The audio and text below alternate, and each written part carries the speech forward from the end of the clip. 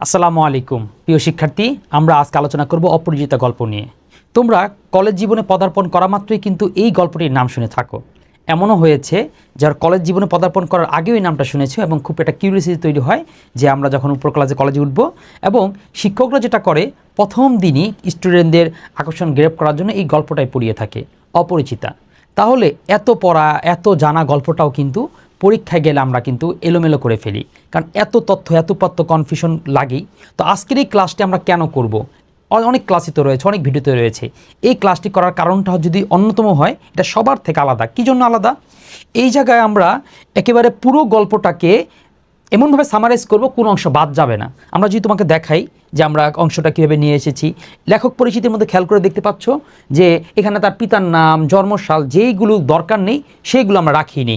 একমাত্র আমি এই তোমাদের প্রতিটা বাংলা ফার্স্ট পেপার দীর্ঘ 10 বছর অভিজ্ঞতার আলোকে, তারপর অনলাইন অফলাইন, তাছাড়া প্রতিটা প্রশ্ন একটা অন্যতম বই লেখার কারণে আমি জানি কোন জায়গা থেকে তোমাদের প্রশ্ন আসে, কোন জায়গা থেকে প্রশ্ন আসে না। তো যারা আমাকে চিনো তারা তো বুঝোই, এই অভিজ্ঞতার আলোকে কিন্তু আমি তোমাদের একদম সেটাই পড়াবো যেগুলো শুধু প্রশ্নেতে আসে। তার মানে তুমি এই পুরো ক্লাসটা প্রতিটা শব্দ প্রতিটা বাক্যই তোমার কাজে লাগতে যাচ্ছে। তার দেখো অপরিচিতার মধ্যে, পাঠ পরিচিতের মধ্যে দেখো একটা লাইন কিন্তু আন্ডারলাইন করা, মানে সবচেয়ে পিক পয়েন্ট যেটা, যে এইটুক না জানলে তোমার কোনটা অপূর্ণাঙ্গ থেকে যাবে, সেইভাবে করে কিন্তু করা। তার মানে স্লাইড এবং তার সাথে আমার অভিজ্ঞতা, এরপর এমন সাথে বর্ণনা, সবটাই তোমার কাজে লাগবে। দেখো পুরো গল্প তুমি যদি পড়তে যেতা কত সময় লাগতো। আমরা নোটটাকে এভাবে সাজিয়েছি, তোমার এই 5টা বাক্যের মধ্যে পুরো গল্পের প্রথম অংশগুলো হয়ে যাবে। এরপর তোমাদের একটা প্যারাতম জায়গা হচ্ছে, পরীক্ষার আগে একটু রিভিশন দিয়ে দিতে চাই। আবার পুরো গল্পটা পড়বো না, তুমি একবার এক নজরে দেখো, পুরো দেখো এক নজরে এই 4-5টা শব্দের মধ্যে পুরো গল্প কিন্তু রিপিট হয়ে গেছে। এই চোখ বন্ধ করে 5-4টা শব্দ পড়বে এবং অ্যানালাইসিস করার চেষ্টা করবে যে গল্পটা তোমার ভিতরে ধারণ করা হয়েছে কিনা। হ্যাঁ, এছাড়াও আরও অনেক কিছু থাকবে, তোমরা বিপদে পড়লে কোথায় আসবে, কোত্থেকে সমাধান নিবে, এবং কোন গল্পের সিকোয়েন্সটা কীভাবে করে এগিয়েছে। মূল কথা হচ্ছে আমাদের যে নোটটা, এই নোটের মানে থেকে এক্সট্রা বড় কিছু হতেই পারে না। দেখো চরিত্রগুলো বিশ্লেষণ, কোন চরিত্রটা শ্রেণী কী, কোন চরিত্রটা কে কোন প্রধান বা কে কোন অংশগ্রহণ করছে, এবং কোন চরিত্র থেকে কিভাবে করে প্রশ্ন আসে। আরেকটা গুরুত্বপূর্ণ জায়গাটা হচ্ছে, এত বড় বই, প্রত্যেকটা চরিত্র সম্পর্কে তো অবশ্যই প্রশ্ন আসে, উদ্দীপকের সাথে মিল দিতে বলে, অমিল খুঁজতে বলে। এখন গল্পের মধ্যে ওই চরিত্র সম্পর্কে কোন কোন লাইন আছে, এইটা তোমাকে কে আলাদা করে দিবে। দেখো আমরা কিন্তু সেই জায়গাগুলো আলাদা করে দিয়েছি। এই কটা লাইন পড়লেই তোমার অনুপম বোঝা শেষ। তারপরে ধরো কল্যাণী, এরপরে ধরো মামা, এরপরে হচ্ছে শম্ভুনাথ সেন, প্রধান 4টা চরিত্র। যারা যারা আগে করনি তারা হয়তো বুঝবে না যে কত একটা মহামূল্যবান ক্লাস তোমরা করতে যাচ্ছ, কিন্তু যারা মোটামুটি অপরিচিত সম্পর্কে অভিজ্ঞতা আছে, পড়েছে, তারা বুঝতেছে যে আসলেই তো এমন একটা ক্লাসই তো খুঁজছিলাম যেখানে মূলত আমাকে পড়ানো হবে আমার পরীক্ষায় ভালো করার উপযোগী করে। হ্যাঁ, প্রতিটা চরিত্র সম্পর্কে ছোট ছোট সংক্ষেপ বিষয়গুলো আছে। এবং আমাদের আরেকটা জায়গাগুলো হচ্ছে যে আমরা শুধুমাত্র তোমাদের এইচএসসিতে ফোকাস দিয়ে এমন না, পড়াটা এমনভাবে করি যাতে এক ঢিলে 2 পাখি মারে। কি কি হতে পারে? যেমন তুমি এইচএসসিতে যেমন সফল হতে পারবা, অ্যাডমিশনও কোন কোন পয়েন্ট থেকে প্রশ্ন আসে আমরা কিন্তু বিষয়টাকে সেইভাবে করে উপস্থাপন করেছি। আর যারা 27-এর আছো বা যারা পুরাতন আছো, তোমরা জানো যে অপরিচিতা গল্পের মধ্যে ট্রেনের কাহিনী আছে। এই ট্রেনের কাহিনী যে সিকোয়েন্সটা মনে রাখাটা অনেক দুর্বোধ বা জটিল হয়ে যায়। আমরা সেই ট্রেনের কাহিনীটা সুন্দর করে সাজিয়ে নিয়ে এসেছি। তারপর সেই বাছাই করা জ্ঞানমূলক, এরপর হচ্ছে অনুধাবন, শব্দার্থ, এরপর সেই বাছাই করা অনুধাবনগুলো, বাক্যগুলো বুঝলেই কিন্তু পুরো বাক্য বুঝতে পারবা যে এই কঠিন বাক্য দুর্বোধ্য স্যার এই কথাটার মানে কি, এইটা তারা কি বুঝিয়েছে, সেই জায়গাগুলো আমরা নিয়ে এসেছি। তারপর সর্বশেষ হচ্ছে এই জায়গাটা, যেটা হলে কি লাভ, তুমি এইটুকু বুঝতে পারবা। তোমার একটা কনফিউশন থাকো স্যার কয়টা সৃজনশীল পড়বো, এই অধ্যায় থেকে গাইডের মধ্যে প্রায় 50-60টা সৃজনশীল থাকে, আমি তাহলে কয়টা পড়বো, খুব একটা ক্রিটিক্যাল মোমেন্ট তোমাদের যায়। কিন্তু এখানে আমি তোমাদের দেখিয়ে দিব যে না, আসলে দেখো এই যারা তোমাদের এই গল্পটা দিয়েছে তারা মূলত তোমার থেকে এই 8টা ফলাফল চায়, এই 8টা বিষয় চায়। এই 8টা বিষয় তুমি যদি বুঝতে পারো তাহলে তোমার প্রশ্নভাবে হবে, যারা খাতা দেখে তারাও সেভাবে খাতা দেখবে। তার মানে তোমাকে তো এই 8টা পয়েন্টের বাইরে সৃজনশীল পড়ার দরকারও নেই। আবার এটাও দেখা গেছে যে 8টা পয়েন্ট থেকে যে প্রশ্ন আসে এরকম না, কিছু কিছু পয়েন্ট থেকে জীবনও কখনো প্রশ্ন আসে নেই, কিছু পয়েন্ট থেকে একটু বারবার প্রশ্ন আসতেছে, যার ফলে তুমি বুঝবা যে সৃজনশীলের জন্য তোমাকে মূলত কয়টা কি পড়তে হবে এবং প্র্যাকটিক্যাল দেখিয়ে দিব। দেখো এই যে পয়েন্ট ধরে পড়েছি, এখন উদ্দীপক যেমন হোক সৃজনশীল যেমন হোক ক আর ঘ তুমি কমন পাবাই। সুতরাং আলোচনা করার অনেক সুযোগ আছে। আমরা আমাদের ক্লাসটা একেবারে শেষ পর্যন্ত করো, শেষ পর্যন্ত করলেই তুমি মূলত এই উপকারটাকে কি করতে পারবা, ধারণ করতে পারবা। তো চলো শুরু করতেছি। আসসালামু আলাইকুম। রব্বি জিদনি ইলমা রব্বি ইশরাহ লি সাদরি আমরি ওয়াহলুল উকদাতাম মিন লিসানি ইয়াফকাহু কওলি। হে আল্লাহ, আপনি আমার মেধা বাড়িয়ে দিন। তো তোমরাও যখন পড়াশোনা শুরু করবে অবশ্যই স্রষ্টার কাছে প্রার্থনাটা করে নিবে। তো চলো শুরু করছি। প্রথম আলোচনা, লেখক পরিচিতি। কেন? কারণ গল্পটা শুরু হয় লেখক থেকে। প্রথম যদি লেখক পরিচিতির দিক তাকাই, লিখেছে রবীন্দ্রনাথ ঠাকুর। তার মানে এই গল্পের গুরুত্ব কিন্তু এমনিতে বেড়ে গিয়েছে। ছদ্মনাম ভানু সিংহ। এই যে লেখকের ছদ্মনাম যে ভানু সিংহ, এটা মনে রাখবা কীভাবে? তোমাদের মনে রাখার সুন্দর একটা কৌশল শিখে দেই। মনে রাখবা হচ্ছে সানি লিওন। ঠিক আছে? কিভাবে? দেখো, ভানু, ভানু মানে হচ্ছে সান, সান মানে সূর্য। আর যে সিংহ, সিংহ মানে হচ্ছে লায়ন। তাহলে তোমরা যদি মনে রাখতে পারো যে রবীন্দ্রনাথ ঠাকুরের সাথে মনে হয় সানি লিওনের কোনো না কোনো সম্পর্ক আছে। কিসের সম্পর্ক? ছদ্মনামের সম্পর্ক। তার মানে এইটুক মনে রাখতে পারতেছো যে কি, ভানু সিংহ। তাহলে রবীন্দ্রনাথ ঠাকুরের ছদ্মনাম কি? ভানু সিংহ। উপাধি কি? বিশ্বকবি, কবিগুরু। জন্ম হচ্ছে 61 আর হচ্ছে মৃত্যু 64। দেখো, কোনো লেখকের যখন জন্মর কথা আসে, তোমরা হচ্ছে তারিখের দিকে মনোযোগ দাও। রবীন্দ্রনাথ আর কাজী নজরুল ছাড়া আর হচ্ছে বেগম রোকেয়া, এই তিনটা ব্যক্তি ছাড়া, আমি বলে দিচ্ছি, আবারও বলে দিচ্ছি, এই তিনজন ব্যক্তি রবীন্দ্রনাথ, কাজী নজরুল আছে বেগম রোকেয়া ছাড়া আর কোনো লেখকের, আবার বলতেছি, আর কোনো লেখকের জন্মসাল গুরুত্বপূর্ণ না।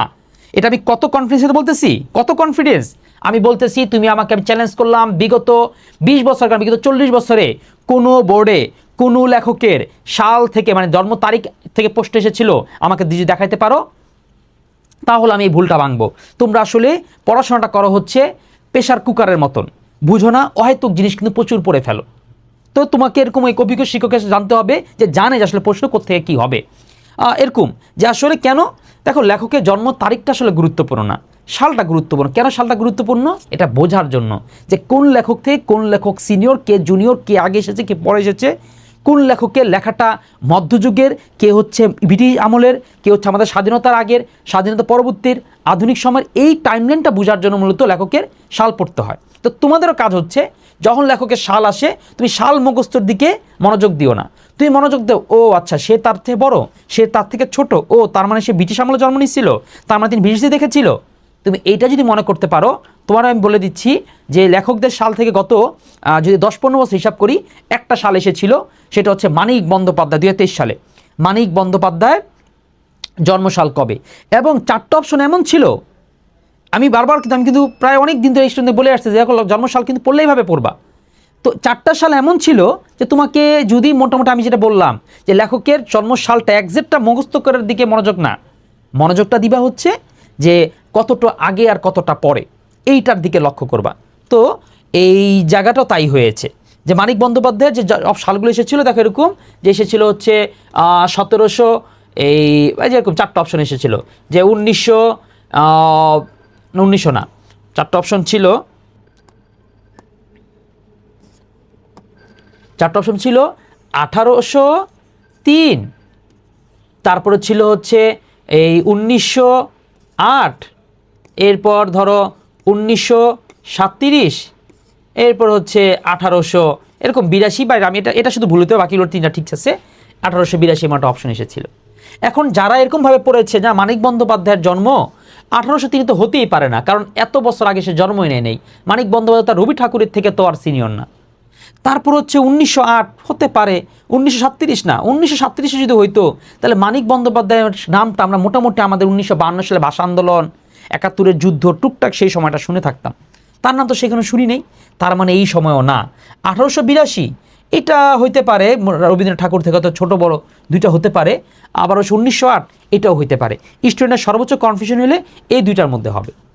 কিন্তু যে এতটুক জানে যে না, মানিক তো হয়েছে 19 শতকের পরে, মানে 18 শতকের পরে, 19 শতকেই জন্ম নিয়েছে, এইটুক। তার কিন্তু একজ্যাক্ট তারিখ মনে নাই, যে 8 না 7 না 5 না 3, এটা মনে নাই। 19 শতকে আসছে এটুক মনে আছে, সে কিন্তু উত্তর দাগ দিতে পারবে। তাহলে তুমি যখন এটা পড়তে যাও, তাহলে কিভাবে পড়বা? এই কথাটা মাথায় রেখেই পড়বা যে আমাকে কি করতে হবে, যে লেখকের সালটা, তারিখ, বছরটা একদম এক্সাক্ট পড়া দরকার নাই, আমি ধারণা করে নেই। তারপরে এরকম তুমি ধারণা করতে করতে, আমি কিন্তু এরকম করেই পড়েছি, ধারণা করতে করতে এখন অবস্থায় এসেছো, তুমি আমাকে জিজ্ঞাসা করো আমি কিন্তু বলতে পারতেছি। ওইরকম ধারণা করতে করতেই, তুমি এরকম ধারণা করতে করতেই দেখবা তখন তুমি নিজেই বলে ফেলবা যে কে কার আগে কে কার পরে। যদি সর্বোচ্চ নাও পারো, ধরো আমাকে কেউ জিজ্ঞাসা করলো কোন লেখকের সাল, আমি এতটুকু চ্যালেঞ্জ দিতে পারবো যে তুমি আমাকে কী করো, অপশন দাও, অপশন দিলে কিন্তু আমি ঠিকই পারবো। তো এটা হচ্ছে কথা, যে তুমি মূলত পরীক্ষায় অপশন দিলে যেতে পারো। এটাও ঠিক যে তোমাকে তাহলে স্যার অপশন ছাড়া যদি পরীক্ষা আসে, না, অপশন ছাড়া পরীক্ষা আসবে না, এটা এমসিকিউতে আসে, জ্ঞানমূলক অনুধাবন সৃজনশীল কোথাও এই প্রশ্নটা আসে না। তো জন্মস্থান কোথায়? কলকাতার জোড়াসাঁকোর ঠাকুর পরিবারে, এটাও তোমরা ছোটকালতে পড়তে পড়তে অভ্যস্ত হয়ে গেছো। তার কাব্যগ্রন্থ কয়টা? তার কাব্যগ্রন্থ হচ্ছে 52টা, ঠিক আছে, কয়টা? 52টা। তো এটা খুব আহামরি কিছু না, 52টা না 3টা না 5টা সেটা না, এটুকু তো বুঝতে পারছো 50-এর উপরে অনেক লেখালেখি করছে, অনেক কবিতার বই লিখছে। তো তোমার কাজ হচ্ছে কবিতার বইগুলো একটু নামগুলো খেয়াল করা, ঠিক আছে? মনে থাকবে না বলে স্যার এগুলো তো মনে থাকে না, তো মনে রাখার জন্য কৌশলটা তোমাকে বলে দিই। মনে রাখার কৌশলটা হচ্ছে, রবীন্দ্রনাথ ঠাকুর তো কি দেখছো তো, নামের সাথে তার ছদ্মনামের মধ্যে সানি লিওন ছিল, সুতরাং তার নামের সাথে এরকম মেয়েদের নামের মিল আছে। দেখো, পূরবী, বলাকা, খেয়া, কল্পনা, সেজুতি, এদিকে হচ্ছে সানাই, ঠিক আছে, মাহবুব, যাই হোক, সানাই, চিত্রা, মানসী, দেখছো? তার মানে তার নামের সাথে একটু একটু মেলি ভাব আছে, বাস এটা দিয়েও তুমি কিন্তু অনেকগুলো নামের ধারণ করে ফেলতে পারো। এবার তোমাকে দেখাই হচ্ছে একটা মাস্টার নোট, দারুণ একটা কৌশল, যে তোমাদের পরীক্ষায় কিন্তু এটা আসে, নিচের কোনটি উপন্যাস, নিচের কোনটি কাব্যগ্রন্থ, তখনই তুমি এলোমেলো হয়ে ফেলো এবং কিছু করার থাকে না। রবীন্দ্রনাথ ঠাকুর বলে কথা, তার পড়া, তার থেকে প্রশ্ন এসেছে পারবা না, এবং প্রশ্ন আসে না তাও তো না, অবশ্য অনেক বেশি প্রশ্ন আসে। তাহলে তুমি এটা পারবা কিভাবে? তোমাকে এটা পারার জন্য এই দিকটা একটু মনোযোগ দিতে হবে। আমি একটা দারুণ গল্পের মতন উপস্থাপন করেছি, তোমাকে যখন প্রশ্ন আসবে তুমি একটু মনে করবা, গল্পে যেন এটা শুনেছিলাম, গল্পে তো এটা ছিল, ও তার মানে এটা উপন্যাস, ঠিক আছে? এই গল্প দিয়ে তুমি বুঝে ফেলবা যে রবীন্দ্রনাথ ঠাকুরের উপন্যাসগুলো মূলত কী কী। এই দেখো, তার উপন্যাস মূলত এই 13টা। তা 13টা উপন্যাস কী কী? আমরা ধর উপন্যাস পড়ার দরকার, আমরা গল্পটা শুনি। গল্প, একদিন ঘরে বাইরে মালঞ্চে ঘুরতে ঘুরতে দুই বোন শেষের কবিতার গোড়া থেকে 4টা অধ্যায় মুখস্থ করে ফেলছে। তাহলে এই ঘটনাটা কীরকম? দুই বোন ছিল, অনেক মেধাবী, ওরা ঘরে একবার ঢুকে একবার বাইর হয়, ঘরে ঢুকে একবার বই হয়, হাতে একটা বই নিয়ে বের হয় বের হয়, ঢুকে বের হয় ঢুকে, এবং মালঞ্চ বানাচ্ছে বাগানে হাঁটাহাঁটি করে, হাঁটতে হাঁটতে ঘুরতে ঘুরতে ওরা কি করছে, শেষের কবিতার, মানে যে বইটা পড়তেছিল সেই কবিতার বইটার নাম হচ্ছে শেষের কবিতা, সেই বইয়ের গোড়া থেকে মানে শুরু থেকে 4টা অধ্যায় কি করছে, মুখস্থ করে ফেলছে। তারা দারুণ মেধাবী না? আচ্ছা, তো এতে কি হয়েছে, ওই এলাকার যে রাজর্ষি ছিল, মানে রাজা ছিল মনে করো, সে তো দারুণ খুশি, সে ওদের সাথে যোগাযোগ করে বলে, আসো তোমরা আমার প্রজাপতির নিবন্ধে চলে আসো। প্রজাপতির নিবন্ধ কি? একটা বাগান, মানে রাজাদের যে বাগান, চলে আসো। কি হবে, তোমাদের সাথে আমি এটা চতুরঙ্গ খেলবো। চতুরঙ্গ কি? 4টা অঙ্গ। কোনটার 4টা অঙ্গ? কোন খেলার 4টা অঙ্গ আছে? এই যে তোমরা দেখি তো, কমেন্ট করো, মনে করতে পারো কিনা। হাতি, ঘোড়া, রাজা, মন্ত্রী, বলো কোন খেলায় 4টা জিনিস আছে? এই তো ধরে ফেলছো, এটা হচ্ছে তোমার এটা আছে তোমার হচ্ছে দাবা খেলায়। কোন খেলায়? দাবা খেলায়। তাহলে চতুরঙ্গ কি? চতুরঙ্গ হচ্ছে ওই যে দাবা খেলা।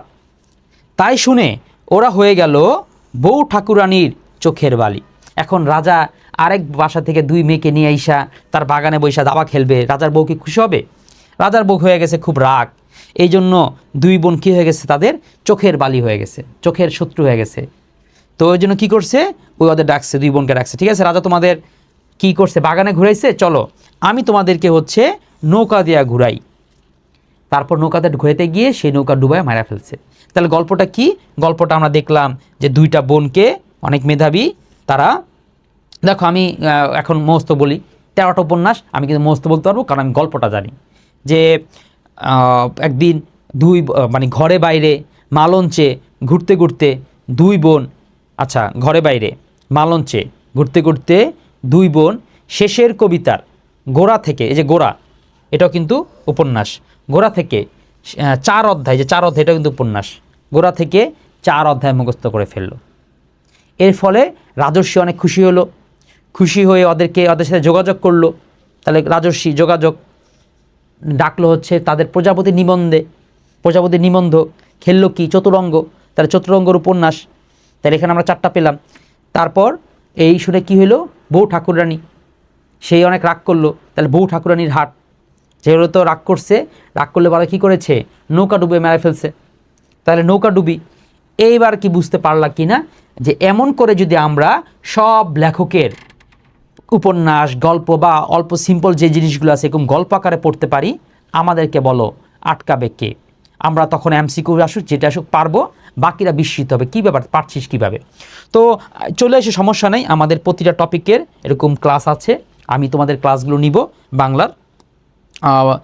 আচ্ছা যাই হোক, তোমরা আসো, সমস্যা নেই, কম্পেয়ার করতে পারবা, কোনো প্রবলেম নেই, যাচাই করবা বুঝবা, শুনবা, ক্লাসগুলো নিয়মিত করবা।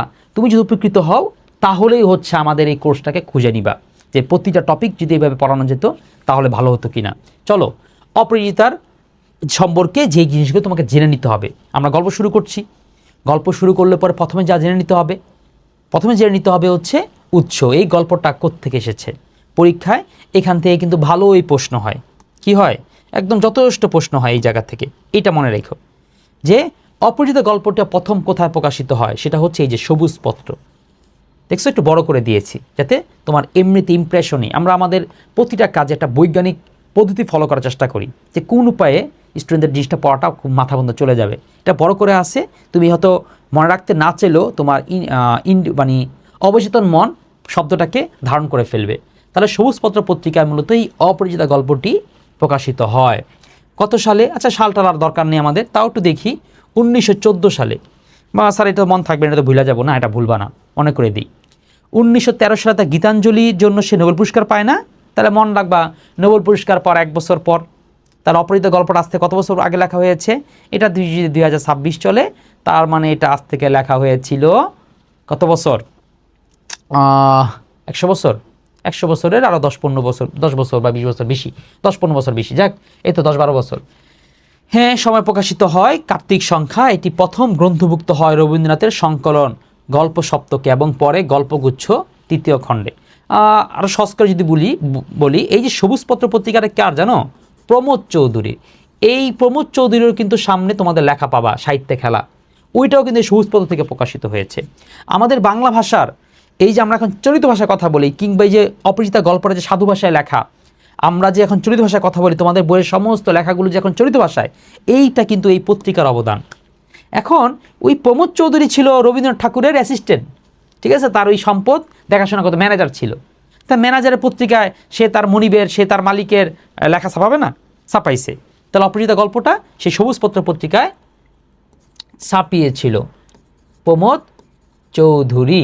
ওকে, এরপরে লেখকের কাজী নজরুল ইসলাম রবীন্দ্রনাথ ঠাকুরের প্রায় মনে করো কতটা 98টার মতন ছোট গল্প, সে ছোট সারা জীবনে মরার আগে প্রায় 98টার মতন ছোট গল্প লিখেছে। সবগুলো ছোট গল্প নিয়ে যে বইটা হয়েছে সেই বইটার নাম হচ্ছে গল্প সপ্তক, আর এটা হচ্ছে গল্পগুচ্ছ।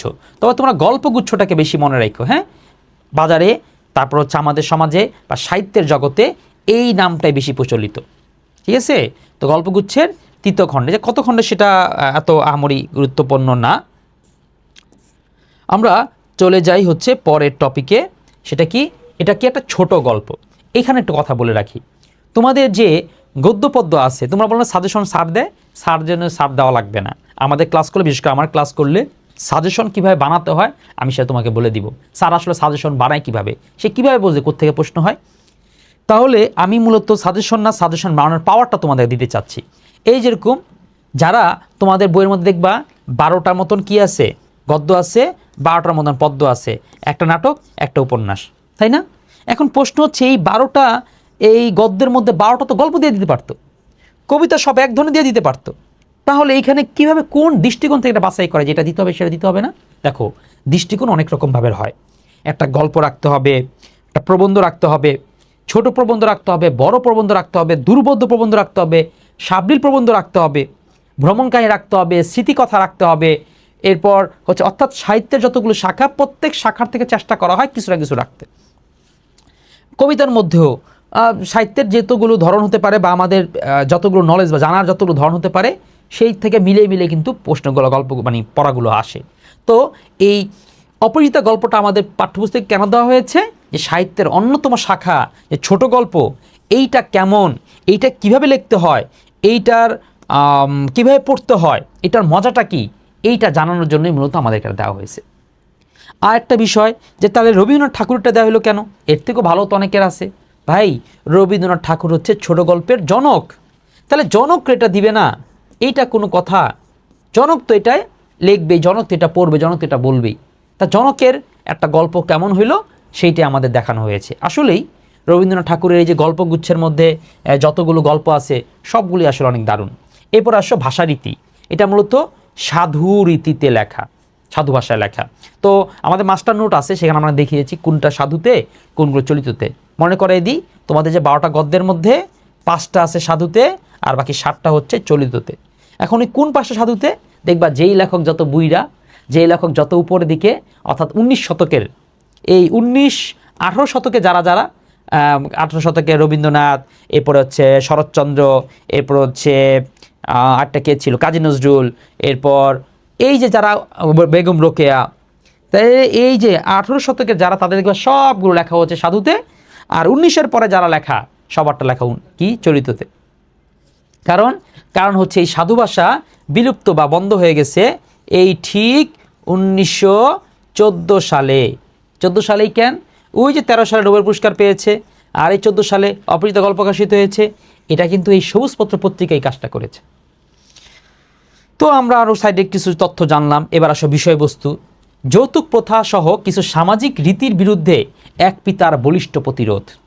আচ্ছা, এইটা তোমরা শুধু এইটার অপরাজিতা না, যে কোনো গল্প পড়ার আগে তোমাদের মাথায় এই কাজটা করাবা। কি করবা? কি এক্সারসাইজটা করবা? যে আসলে এটা থিমটা কি, কি বলতে চাচ্ছে, গল্পটা আমাকে কি মেসেজ দিতে চাচ্ছে, এটা যদি আগে বুঝে পড়তে পারো তাহলে তুমি কিন্তু প্রত্যেক লাইন থেকে সেই মেসেজটা নিতে পারবা। আর দেখবা যে মনে হচ্ছে পড়াটা তো আসলে সহজ লাগতেছে। কিন্তু যদি এইটা আগে না বুঝে পড়ো, পড়া দুর্বোধ্য কঠিন লাগবে, আর বারবার বলবা কি লেখকটা গালাগালি করবা, এত কঠিন কে লেখছিস কেন? আসলে লেখক তো সহজ করে লেখছে, তুমি সেটা মাথায় ঢুকাচ্ছ কঠিন করে। তো আমরা আগে বলে রাখছি, অপরাজিতা গল্পটা কি নিয়ে? তোমরা কেন প্রেম কাহিনী নিয়ে, যে একটা পোলা নাকি প্রেম করা বিয়ে করে কি করে ভালোবাসছিল, তারপর যৌতুক চাইছে দেখা মায়া বিয়ে করে না, মায়া গেছে গা, বাইকে গেছে গা, ঠিক আছে, আরেক ছেলে আব্দ হয়ে গেছে গা, না এরকম কোনো কাহিনী না। এটার মধ্যে একটা মেসেজ ছিল। সেটা কি? সেই সময় আজ থেকে এই যে 100 বছর আগে যৌতুক প্রথাটা কতটা ভয়ঙ্কর ছিল, যে ছেলে বিয়ে করতে গেলেই বাবা মার চিন্তা করতো, তার এই আমার মেয়ের বয়স হয়েছে, যখন বিয়ে দিতে হবে তখন অনেকগুলো টাকা লাগবে। মেয়ে জন্ম নেওয়ার মাত্রই কী করতো, বাবা মার চেহারা কালো হয়ে যেত, যে নেওয়ার জন্য কী করে অনেকগুলো খরচ হবে। তারপর খাওয়া পড়া তো অনেক অত্যাচার করা হতো, বাবা মাই করতো, অন্য মানুষে কী করবে, যে তোরে তো পাঠাই দিম আরেক বাড়িতে, সুতরাং এত খাওয়ায় কী করবো। তা এরকম একটা বিষয় ছিল। তা সেই যৌতুক প্রথার বিরুদ্ধে সামাজিক রীতি। আবার একটা বিষয় ছিল, দেখার জন্য পিতা, সে তার মেয়ের বিয়ে ভাঙতে পারবে? এখন হয়তো পারে, কিন্তু সেই সময় মেয়ের বিয়ে ভাঙলে লগ্ন নষ্টা, মেয়ে শেষ, মেয়ে ধ্বংস, সব কিছু হয়ে গেছে। এরকম একটা প্রতিকূল পরিবেশের মধ্যে একটা পিতা কতটা সাহস বলে যে না, আমি দরকার হলে মেয়ের বিয়ে ভাঙলে হ্যাঁ আমার মেয়ের ক্ষতি হবে, কিন্তু তার চেয়ে বড় ক্ষতি ওকে একটা সংসারে দিয়ে ধ্বংস করে দেওয়া, এইটা আমি করতে পারবো না। তো এটাই হয়েছিল, যৌতুক প্রথা সহ কিছু সামাজিক রীতির বিরুদ্ধে এক পিতার কি বলিষ্ঠ প্রতিরোধ। তো আমরা এই অংশটুক দেখে ফেললাম, আশা করি এখন বাকি যা পড়ব আমাদের মনে থাকবে, বুঝে আসবে। আর তোমাদের বলি, এইটা যে কোনো গল্প পড়লে এটা ঠিক আছে স্যার, গল্প পড়ার আগে যদি পাঠ পরিচিতি পড়ে ফেলাই, তাহলে কিংবা মুভি দেখার আগে বা সিরিজ দেখার আগে যদি এই যে কিবার মুভির গল্পগুলো দেখে ফেলি, তাহলে তো স্যার মজাটাই থাকলো না। হ্যাঁ, এটা ঠিক মজা থাকলো না, কিন্তু বিষয়টা হচ্ছে তুমি তো আসলে তোমার পড়াশোনাটা মজা নিয়ে করতেছো না, তুমি হচ্ছে পরীক্ষা পারার জন্য করতেছো, তোমার সময় কম থাকে, আর তাতে তো সময় তোমার থাকে না। ফার্স্ট ইয়ারে থাকে, মনে চায় অনেক কিছু করে ফেলবো, কিন্তু যত দিন যেতে থাকে আস্তে আস্তে বুঝতে শিখো যে না, আমাকে পড়ার প্যাটার্ন চেঞ্জ করতে হবে, আমাকে মূলত অল্প সময় অনেক বেশি গ্রাফ করা যায়, অনেক বেশি নেওয়া যায়, এইভাবে করে পড়তে হবে। তো যদি সেটাই করতে চাও, তুমি সব সময় যে কোনো পড়ার আগে পাঠ পরিচিতিটা পড়ে ফেলবা, কারণ এটা তোমার শিক্ষক, সে তোমাকে বলবে যে পুরোটা তোমাকে কীভাবে পড়তে হবে, পুরোটার মধ্যে কী বলতে চাচ্ছে। অনেক শব্দ বাক্যর অর্থ তুমি সেইখানেই বুঝে ফেলবা, গল্পের মূল কথাটা কীভাবে করে আগাচ্ছে তুমি তখনই বুঝে ফেলবা, তুমি কোথা থেকে প্রশ্ন হতে পারে কোথা থেকে প্রশ্ন হবে না তুমি তখনই বুঝে নিবা। এই জন্যই বলতেছি পাঠ পরিচিতা চলো আমরা পড়ি। অপরাজিতা গল্পে অপরাজিতা বিশেষণের আড়ালে যে বলিষ্ঠ ব্যক্তিত্বের অধিকারী নারীর কাহিনী বর্ণিত হয়েছে তার নাম কল্যাণী। এই যে আমরা অপরাজিতা গল্পে ক্যারেক্টারের নামটা কি পেলাম? কল্যাণী। কি পাওয়া গেছে? বলিষ্ঠ ব্যক্তিত্বের অধিকারী নারী। কারণ একটা নারীর পক্ষে তার বিয়ে ভেঙে দিবে, এটা তার পক্ষে খুবই কঠিন, কারণ বিয়েটা ভেঙে গেলে আবার বিয়ে হওয়াটা খুব জটিল একটা বিষয়। কিন্তু সেই নারীর বলিষ্ঠ না, আমি দরকার বিয়ে ভেঙে দিব, তাও এরকম একটা কাপুরুষের গলায় ঝুলবো না, এরকম মেরুদণ্ডহীনের পুরুষের গলায় ঝুলবো না। তারপর হচ্ছে আমি হয়তো আজকে সাফার বা সারা জীবন সাফার করতে চাইতে পারি, কিন্তু তারপরেও এরকম সামাজিক যে একটা অন্যায় কুপ্রথার বিরুদ্ধে সাথে কোনো আপোষ করব না, এরকম একটা গল্প। তো তার নাম কল্যাণী। অমানবিক যৌতুক প্রথা নির্মূল বলি হয়েছে এমন নারীদের গল্প ইতিপূর্বে রচনা করেছিলেন রবীন্দ্রনাথ ঠাকুর। রবীন্দ্রনাথ ঠাকুর আরও অনেক গল্প আছে যে এরকম এই যৌতুক প্রথা নির্মূল বলি, তার অনেক গল্পতেই তিনি। আজকে দেখো আমরা লেখকদেরকে যে সম্মান করব কি করব না যে বলতে চাই, যে লেখকরা কি করছে, আমাদের সমাজে কি অবদান রাখছে। ভাই কি অবদান রেখেছে তুমি সেই মা বাবাকে জিজ্ঞাসা করো, যারা হচ্ছে জানে যে তার মেয়ের এখন মেয়ে জন্ম নিলে তার টেনশন হয় না যে মেয়েটাকে কোথায় বিয়ে দিবে, বিয়ে দিতে গেলে না জানি কতগুলো টাকা খরচ হবে। এই যে সমাজের মধ্যে যে পরিবর্তন এসেছে কে করেছে? এই যে লেখকরাই লিখতে লিখতে বলতে বলতে একটা ন্যারেটিভ তৈরি করেছে সমাজটার মধ্যে, এরপরে প্রথাটাকে ভেঙে দিয়েছে। তো এরকম যে আসলে এরা কিন্তু প্রভাব রাখে। আমরা এখন বলি না ইনফ্লুয়েন্সার, হ্যাঁ, ইনফ্লুয়েন্সাররা যদি ভালো ভালো জিনিস সমাজে প্রচলন করে থাকে তাহলে সমাজ পরিবর্তন হয়ে যায়। ঠিক এরকম বলেছে। কিন্তু এই গল্পের প্রথম যৌতুক প্রথার বিরুদ্ধে নারী পুরুষের সম্মিলিত প্রতিরোধের কথা শোনালেন তিনি। এই যে নারী পুরুষের সম্মিলিত প্রতিরোধ, অনেক গল্প তিনি দেখেছেন যে নারীরা প্রতিরোধ করেছে কিংবা প্রতিরোধ করতে পারেন, এই যৌতুক প্রথার নির্মম বলি হয়ে গেছে, এরকম অনেক গল্প দেখিয়েছে। কিন্তু এখানে তিনি দেখাইছেন না, বরং তার বিরুদ্ধে কিভাবে প্রতিবাদ করতে হবে এটা দেখিয়েছেন। তবে একটা জিনিস, তোমরা এটা শুনলে যারা গল্প কোনোদিনও পড়ো নাই, তার মধ্যে স্যার প্রতিবাদ গল্প পড়ে দেখলাম তো কই স্যার কোনো প্রতিবাদ তো করলো না। দেখো এই প্রতিবাদ কিন্তু ওই রাস্তায় প্লে কার্ড নিয়ে প্রতিবাদের মতন করে নাই, এখানে হচ্ছে একটা মানসিকতার প্রতিবাদ, যে বলে দিছে না মেয়ে দিব না, এই যে এইভাবে করে প্রতিবাদ করা হয়ে গেছে। ঠিক আছে, খুব সূক্ষ্ম, মানে গল্প তো গল্পের ঢঙে বলেছে। তা এখানেও শিক্ষার আছে যে তোমরা যদি গল্প লিখতা এরকম একটা স্যাবলা গল্প লেখা হয়ে যেত। কিন্তু রবি ঠাকুর কতটা শৈল্পিকভাবে জিনিসগুলো উপস্থাপন করেছে। এই গল্পে তিনি পিতা শম্ভুনাথ সেন, তাহলে আমরা একটা ক্যারেক্টার পেলাম শম্ভুনাথ। তাহলে কে? এই যে কল্যাণী যে নায়িকার বাবার নাম শম্ভুনাথ সেন। এবং কন্যা কল্যাণীর স্বাতন্ত্র ভিক্ষা কি জিনিস? তোমরা একটা জিনিস বলে রাখি, পড়াশোনা শুরু করতে যাচ্ছ এই কাজগুলো খুব করে করবা। শব্দার্থ যেটা পারবা না সেইটা দাগ দেওয়া থাকবে।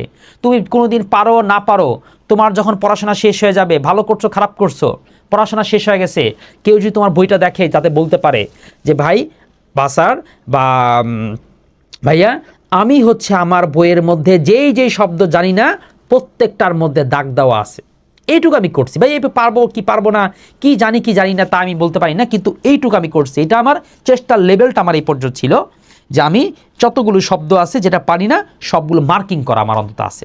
তারপরে চান্স পেয়েছি, কোনোটা অত জেনেছি, যেটা জানছি সেটা ঠিক দিয়ে রাখছি, এগুলো জানতে পারছি, যেটা জানতে পারি না সেটা শিক্ষক জেনেছি, নিজে গুগল সার্চ দিয়েছি, অনেক কিছু করেছি। কিন্তু আমার এই পার্থক্যটুকু করা আছে যে আমি কোনটা জানি আর কোনটা জানি না। আর একটা ফ্যাশন আমরা দেখি স্টুডেন্টদের মধ্যে, নতুন যখন বই কিনে বইয়ে দাগ দেয় না। ভাই তুমি বইয়ে না দাগ দিয়ে করবাটা কি? এটা কি শোকেস সাজা রাখবা? প্রচুর এই ভেলাটা মেয়েদের মধ্যে দেখা যায়। বইয়ের মধ্যে দাগের বিষয়টা হলো মানে কলিজাটা কেঁপে মানে ওর কলিজার মধ্যে দাগটা দেওয়া হইলো। তোমার বইটা আসলে হবেটা কি? এটা তোমাদের বইলে লাভ নেই, এটা আমি এই কাজই করতাম। কিন্তু আমি দাগ দিতাম অবশ্য পেন্সিল দিয়ে, বা কলম দাগ দিতে আমারও আসলে অস্বস্তি লাগতো, কিন্তু বই আমার একদম দাগায়া ভরা থাকতো, কারণ এটা ছাড়া আমি পড়তে পারতাম না, মানে হচ্ছে না। আমি একটা হচ্ছে করে ভিতর থেকে নেওয়া আর একটা ঝাপসা করে নেওয়া। ওই যখন দাগিয়ে পড়া হয় তখন ধারণ করার ক্ষমতাটা খুব তীব্র থাকে, মনে হয় আমি আসলে পড়ছি, আমি ওর থেকে ছিনিয়ে নিচ্ছি। তো এই দেখো স্বাতন্ত্র ভিক্ষা মানে আমার যে একটা স্বতন্ত্র বোধ আছে, আমি যেভাবে চিন্তা করি, আমি যেভাবে ভাবি, সেটাকে আমাকে যে সম্মান করতে হবে, এটাই আমরা দেখেছি। স্বাতন্ত্র ভিক্ষা আচরণের সমাজে গেড়ে বসা ঘৃণা যৌতুক প্রথা প্রতিরোধের সম্মুখীন হয়েছে। পিতার বলিষ্ঠ প্রতিরোধ, পিতার বলিষ্ঠ প্রতিরোধ এবং কন্যা কল্যাণীর দেশ চেতনার রিগ্ধ মানে দেখছো পার পরিচয় দিয়েছে, সেটা অনেক কঠিন দিয়েছে। তো ভাষা তোমাকে আস্তে আস্তে কঠিনই দিবে, এটা মেনে নিও। রিগ্ধ মানে হচ্ছে অর্থাৎ কল্যাণী দেশের সেবা মনোযোগ দিয়েছে, দেশের কাছে ঋণী হয়ে গেছে। রিগ্ধ মানে ঋণ আবদ্ধ। ব্যক্তিত্বের জাগরণ ও তার অভিব্যক্তিটি গল্পটি সার্থক। এই গল্পটা এইভাবে সার্থক যে এখানে লেখক চেয়েছে নায়িকাকে একটা দৃঢ় ব্যক্তিত্বের মানসিক লোক হিসেবে দেখাবে, তিনি পেরেছেন। অপরিচিতা উত্তম পুরুষের জবানিতে লেখা। তোমরা তোমাদের বইয়ের যে যারা বই ধরে ধরে ক্লাসটি করছো তারা হচ্ছে এই অংশে দাগ দিয়ে রাখো। এখান থেকে একটা প্রশ্ন আসে আর তোমরা বুঝতে পারো না যে এটা মানেটা কি। দেখো গল্প 3টা স্টাইলে লেখা যায়। ধরো তুমি গল্প লিখতে বসেছো, আমি ধরো একটা গল্প লিখবো, কিসে লিখবো, ধরো একটা বৃষ্টি, তারপর হচ্ছে প্রকৃতি, একটা গল্প আমি লিখবো। আমি লিখতে পারি এভাবে করে যে একটা মেয়ের নাম হচ্ছে রিনা, রিনা বৃষ্টিতে যায়, তারপর আছাড় খেয়ে পড়ে গেল, এটা দেখে আরও কিছু ছেলেরা আসলো, কিছু মেয়েরা আসলো। এটা হবে থার্ড পার্সনে লেখা, অর্থাৎ আমি রিনা ক্যারেক্টারকে ডেভেলপ করে করে কথাটা বলতেছি। তার মানে এটা কোন পুরুষের জবানিতে লেখা? ওটা হবে নাম পুরুষের জবানিতে লেখা। তোমরা জানো তো পুরুষ আসলে 3 প্রকার। কি কি? উত্তম পুরুষ, মধ্যম পুরুষ, আর একটা হচ্ছে নাম পুরুষ। তুমি যদি উত্তম পুরুষের কথা চিন্তা করো, এটা কোনটা? ইংলিশে যেটা ফার্স্ট পার্সন, আই এবং উই, ঠিক আছে? এবং মধ্যম হচ্ছে ইউ, আর নাম পুরুষ কি? বাকি সব, তাই না? তো এরকম যদি আমি অন্য থার্ড পার্সন কাউকে উল্লেখ করে যদি গল্পটা লিখি, তাহলে সেটা হবে নাম পুরুষের জবানিতে লেখা। তো তোমাদের বইয়ের মধ্যে যে গল্পগুলো আছে, তোমাদের বইয়ের মধ্যে মোট গল্প আছে 6টা গল্পের মধ্যে 2টা গল্প হচ্ছে এই উত্তম পুরুষের জবানিতে লেখা। 2টা না, 3টা হচ্ছে উত্তম পুরুষের জবানিতে লেখা, এই অপরাজিতা, বিলাসী আর রেনকোট। বাকি যে 3টা গল্প আছে, মাসি পিসি, এরপর কপিল দাস মুর্মুর শেষ কাজ, আর একটা হচ্ছে নেকলেস, এই 3টা হচ্ছে এরকম নাম পুরুষে লেখা। এখন অপরাজিতা গল্পটা কি বলছে? উত্তম পুরুষের জবানিতে লেখা, অর্থাৎ উত্তম পুরুষের জবানি মানে হচ্ছে লেখক এমনভাবে লিখতেছে যে ঘটনাটা তার সাথে ঘটেছে। আরটা ওই যে বললাম যে বৃষ্টির উদাহরণ দিলাম, রিনার ক্ষেত্রে আমি এরকম দিন বললাম, একদিন বৃষ্টির মধ্যে আমি কি করতে হাঁটছি, আমি এরকম করে গেলাম, আমি আচার খেলাম, আমাকে দেখে সবাই হাসলো, এরপর বৃষ্টির মধ্যে এরকম তার সাঁতার ভাগ চাইলাম। এই যে এরকম করে আমি যেটা লিখতেছি, সেটা কি হলো? উত্তম পুরুষে লেখা হইল। তাহলে গল্পের কথক অনুপম 20 শতকের, দ্বিতীয় শতকের যুদ্ধ সংলগ্ন সময়ের সেই বাঙালি যুবক, যে বিশ্ববিদ্যালয়ের উচ্চতর উপাধি অর্জন করেও ব্যক্তিত্ব বর্জিত, পরিবারতন্ত্রের কাছে অসহায় পুতুল মাত্র। এত বড় দামড়া পোলা, ও সিদ্ধান্ত ও নিতে পারে না, মামা যা কয় তা শুনতে, মা যা কয় তার অসুবিধা হয়। বুঝতে পারতেছো? একটা মেয়ে তো আর এটা পছন্দ করবে না যে তুই কেন তার মার কথা উঠবি আর বসবি। তো ব্যক্তিত্ব বর্জিত, পরিবারতন্ত্রের কাছে অসহায় পুরুষ পুতুল মাত্র। তাকে দেখলে আজও মনে হয় সে যেন মায়ের কোল সংলগ্ন শিশুমাত্র। তারই বিয়ে উপলক্ষে যৌতুক নিয়ে নারীর চরম অবমাননার কালে শম্ভুনাথ সেনের কন্যা অসম্প্রদানে সম্মতটি গল্পটির শীর্ষ মুহূর্ত। এখানে দাগ দাও, গল্পটির শীর্ষ মুহূর্ত কোনটা? তোমরা শীর্ষ মুহূর্ত বলতে আসলে কি বুঝো সেটা বুঝাই দিই। একটা মুভির মধ্যে থাকে না ক্লাইম্যাক্স, ক্লাইম্যাক্স বুঝো কিনা? যে একটা চরম পর্যায়, এই জিনিসটাকে এটাকে সেই বলতে বুঝাইছে। যে গল্পর তো আগে ছিল, পাত্র দেখতে গেছে, পাত্রীর আসছে, বিয়ে করছে, চলে গেছে, আফসোস করছে, অনেক কিছু হয়েছে, কিন্তু গল্পের চূড়ান্ত ক্লাইম্যাক্সটা কোনটা? ক্লাইম্যাক্স হচ্ছে এইটা, যে কি? যখন কল্যাণীর বাবা শম্ভুনাথ বলে দিচ্ছে আমরা মেয়ে দিব না, এইটা হচ্ছে গল্পের চূড়ান্ত মুহূর্ত, ক্লাইম্যাক্স, একদম পিক মুহূর্ত, এটাকে বলে শীর্ষ মুহূর্ত। তোমার প্রশ্ন আসবে যে গল্পের শীর্ষ মুহূর্ত কোনটা? অনুপম নিজের গল্প বলতে গিয়ে ব্যঙ্গার্থে দিয়েছেন যে এই অঘটন সংগঠনের কথাটি। পুরো গল্পটা অনুপম নিজের বর্ণনা লিখছে, তো আমার সাথে এই করেছে, আমি এই করেছি, আমি সেই করেছি, ভেবে লিখেছে। তো সংগঠন ঘটনাটি সে বলেছে ব্যঙ্গার্থে, খুব ব্যঙ্গ করে নিজেরাই সে ব্যঙ্গ করছে, নিজের সাথে সে বিটলামি করছে। বিয়ের লগ্ন যখন, লগ্ন মানে হচ্ছে সময়, বিয়ের লগ্ন যখন প্রস্তুত, তখন কল্যাণীর কন্যার অলঙ্কার হওয়ার লৌকিকতাকে আগ্রহ করে শম্ভুনাথ সেনের নির্বিকার অথচ বলিষ্ঠ প্রত্যাখ্যান। নির্বিকার মানে তোমরা তাহলে মনে করতেছো কল্যাণীর বাবা মনে অনেক চিৎকার চেঁচামেচি করতো, অনেক রাগী টাইপের ছিল? নো, লোকটা শান্ত স্বভাব খুব ছিল, কিন্তু সময় মতো বলে দিছে নো। দেখো আবার খুব নো বলে খুব চিল্লা চেঁচামেচি করে নেই, ছোট্ট কথায়, অল্প কথায় না, এভাবে করে বলে দিয়েছে। তো আবির্ভাবে এই সংকেত বহ করে তুলেছে কর্মীর ভূমিকায় বলিষ্ঠ ব্যক্তিত্বের জাগরণের মধ্য দিয়ে গল্পের শেষাংশে কল্যাণীর সুচিত্র আত্মপ্রকাশ, ভবিষ্যতে নতুন নারীর আগমনের ইঙ্গিত পরিসমাপ্ত। অর্থাৎ এইটা দিয়ে বাকি নারীদের ইঙ্গিত দেওয়া হয়েছে, বাকি পুরুষদের ইঙ্গিত দেওয়া হয়েছে। তার মানে এই গল্পটা তোমরা যখন ক্লাসের মধ্যে পড়বা, তখন হচ্ছে বাকি নারীরা বুঝতে পারবা, বুঝে নিবা কোন পুরুষ আসলে পুরুষদের কেমন হওয়া উচিত, কিংবা যে পুরুষরা পড়ছো তোমরা অন্তত চেষ্টা করবা যাতে কখনোই আমাদের জীবনে এরকম অনুপমের মতন বাদাইম্মা কিংবা হচ্ছে মেরুদণ্ডহীন হওয়া যাবে না। ঠিক আছে, খুব আলোচনা করলাম, আর খুব বেশি আলোচনা কিছু নাই। তোমরা পাঠ পরিচিতিটাকে গুরুত্ব সহকারে পড়বা, বুঝে বুঝে পড়বা, কোন জায়গায় বুঝো নেই সেটা মার্কিং করে রাখবা। এরপর হয় শিক্ষকের কাছে হোক কিংবা আমাদের ইয়াতে ওই যে সলভিং আমাদের কিন্তু কোর্সে আমরা হচ্ছে এরকম করে দারুণভাবে সলভ করিয়ে দিই, পার্সোনাল প্রবলেমগুলো 1-to-1 পয়েন্টেই সমাধান করাই আমাদের এই যে ইবিআই কোর্স। ঠিক আছে, একদম টাইপ ওয়াইজ প্রতিটা টপিক একদম টাইপ ওয়াইজ আমরা আলোচনা করব। এই যে দেখো পুরো গল্পটা তুমি তোমার বই তো দেখতে পাচ্ছ, তোমার বইয়ে দেখবা গল্পটা আছে। গল্পটা এরকম 4টা ভাগে বিভক্ত আছে, দেখে এরকম 1 2 3 4 লেখা আছে। তো আমি তোমাদের এটাই দেখাই দিব কোনটার মধ্যে কি কথা বলা হয়েছে। তুমি এখন ছবির মতন গল্পটা দেখতে পাবা। প্রথমেই গল্পের শুরুতে দেখবা বলা হয়েছে যে আজ আমার বয়স 27 মাত্র। তো সেইখানে অর্থাৎ গল্পের শুরুতে লেখক তার নিজের আত্মপরিচয় দেয়, আমি কি, তার বয়স কত, এখন তার কোনো কাজ না, বেকার বেকার যখন থাকে তখন তো এরকম মনেই পড়ে, মনটা উতলা হয়ে থাকে, একটা বিয়ে যদি করতাম, এরকম একটা বিষয়। তো সেখানে আরও তিনি কিছু সংক্ষিপ্ত নিজের জীবন আচার করে এবং বলে যে কেমন সৎপাত্র, ভালো পাত্র, এই ধরনের কথাবার্তা লেখক নিজের সম্পর্কে বলে। আরও কিছু উপমা দেয় যে মায়ের কোলে পিঠে মানুষ হয়েছি, আমার দেখলে মনে হবে অন্নপূর্ণার কলে গজাননের ছোট ভাইটি। এরকম দারুণ সব উপমা উদাহরণ লেখক এই অংশে দেয়। পরের অংশে এই অংশে আমরা দেখতে পাই হচ্ছে পারিবারিক ভূমিকা, পারিবারিক পটভূমি। এখানে আমরা কি দেখতে পাইলাম? এখানে দেখতে পাবো পারিবারিক পটভূমি বলতে অনুপমকে তো চিনলাম, অনুপমের বাবাকে, মাকে, ভাইকে, বোনকে, এগুলো সব সম্পর্কে এখন জানতে পারবো। এই অংশ আমরা জানতে পারি যে অনুপমের পিতা মূলত ছিল একজন উকিল, ওকালতি করে প্রচুর টাকা কামাইছে, কিন্তু টাকাটা সে ভক্ষণ করতে পারে নাই, ভোগ করতে পারে নাই, আগে মরে গেছে। তাহলে ভোগ কে করছে? অনুপমের মা। এখন অনুপমের মা আবার কি ছিল? গরিব ঘরের মেয়ে ছিল। এখন ওই উকিল বড় লোকের সাথে বিয়ে হয়েছে। এখন যে গরিব ঘরের মেয়ে যে ছিল, এই জন্য সে নিজেও এটা ভোলে না, আর অনুপমকেও ভুলতে দেয় না। খালি মনে করে দেয় এটা খা, এটা চল, এই তুই তোর এটা এরকম ফকিনের মতন চলস কেন।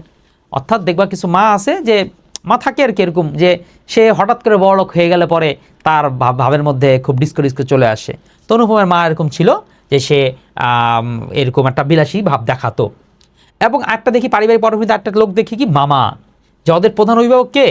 অভিভাবক হচ্ছে মামা। তো পুরো গল্পটা আবার পড়ার পরে এভাবে করে নোট আকারে পড়বা, তোমার পড়াটা খুব সহজ লাগবে এবং ভালো লাগবে। আচ্ছা, আরেকটাও বলতেছি তোমাদের বাংলার জন্য যে শ্রেষ্ঠ যে বই, ঠিক আছে, আবারও বলতেছি শ্রেষ্ঠ বেস্ট বই। বেস্ট কেন বলতেছি স্যার? এটা বেস্ট বলার ইয়াটা কি আছে, তোমার যাচাই বাছাই করা তোমার পুরো অধিকার আছে। এবং এটাও বলতেছি যে স্যার বই নিয়েছিলাম, এটা আমি শুনছি বেস্ট বই, শুই না তারপর নিয়েছিলাম, কিন্তু আমি দেখছি আমার বন্ধুর কাছে এর চেয়ে ভালো একটা বই আছে, তারপরে অনলাইনে দেখছি এর চেয়ে ভালো বই আছে, তাই তুমি তখন আমাদের বই ফেরত দিয়ে দিতে পারবা। ঠিক আছে, কারণ আমরা টাইপ ওয়াইজ একটা বেস্ট বই কিন্তু লিখে ফেলেছি। বইয়ের নাম হচ্ছে বিপ্লব। ঠিক আছে, তো খোঁজ নিও, দেখো। কিংবা শুধু এতটুকু বলবো, তুমি যখন কোনো বই কিনতে যাবা, কিনতে যাওয়ার আগে আমাদের বইটা দেখে তারপরে কিনো। কারণ আমরা একদম সব তো হাজার হাজার স্টুডেন্টকে দেখছি আফসোস করতে, ইস এটা আগে কেন জানলাম, এটা আগে কেন দেখলাম না। তো আমি সেটাই বলি, দেখো, দেখে ভালো লাগলে পরে কিংবা যাচাই মাথায় রেখো, দেখে রেখো। এরপর তুমি আরও বাজারে অনেক যে বইগুলো সেগুলো কেনার আগে দেখে যদি মনে হয় যে না, তাহলে তো আমি সবগুলো দেখা হয়ে গেছে।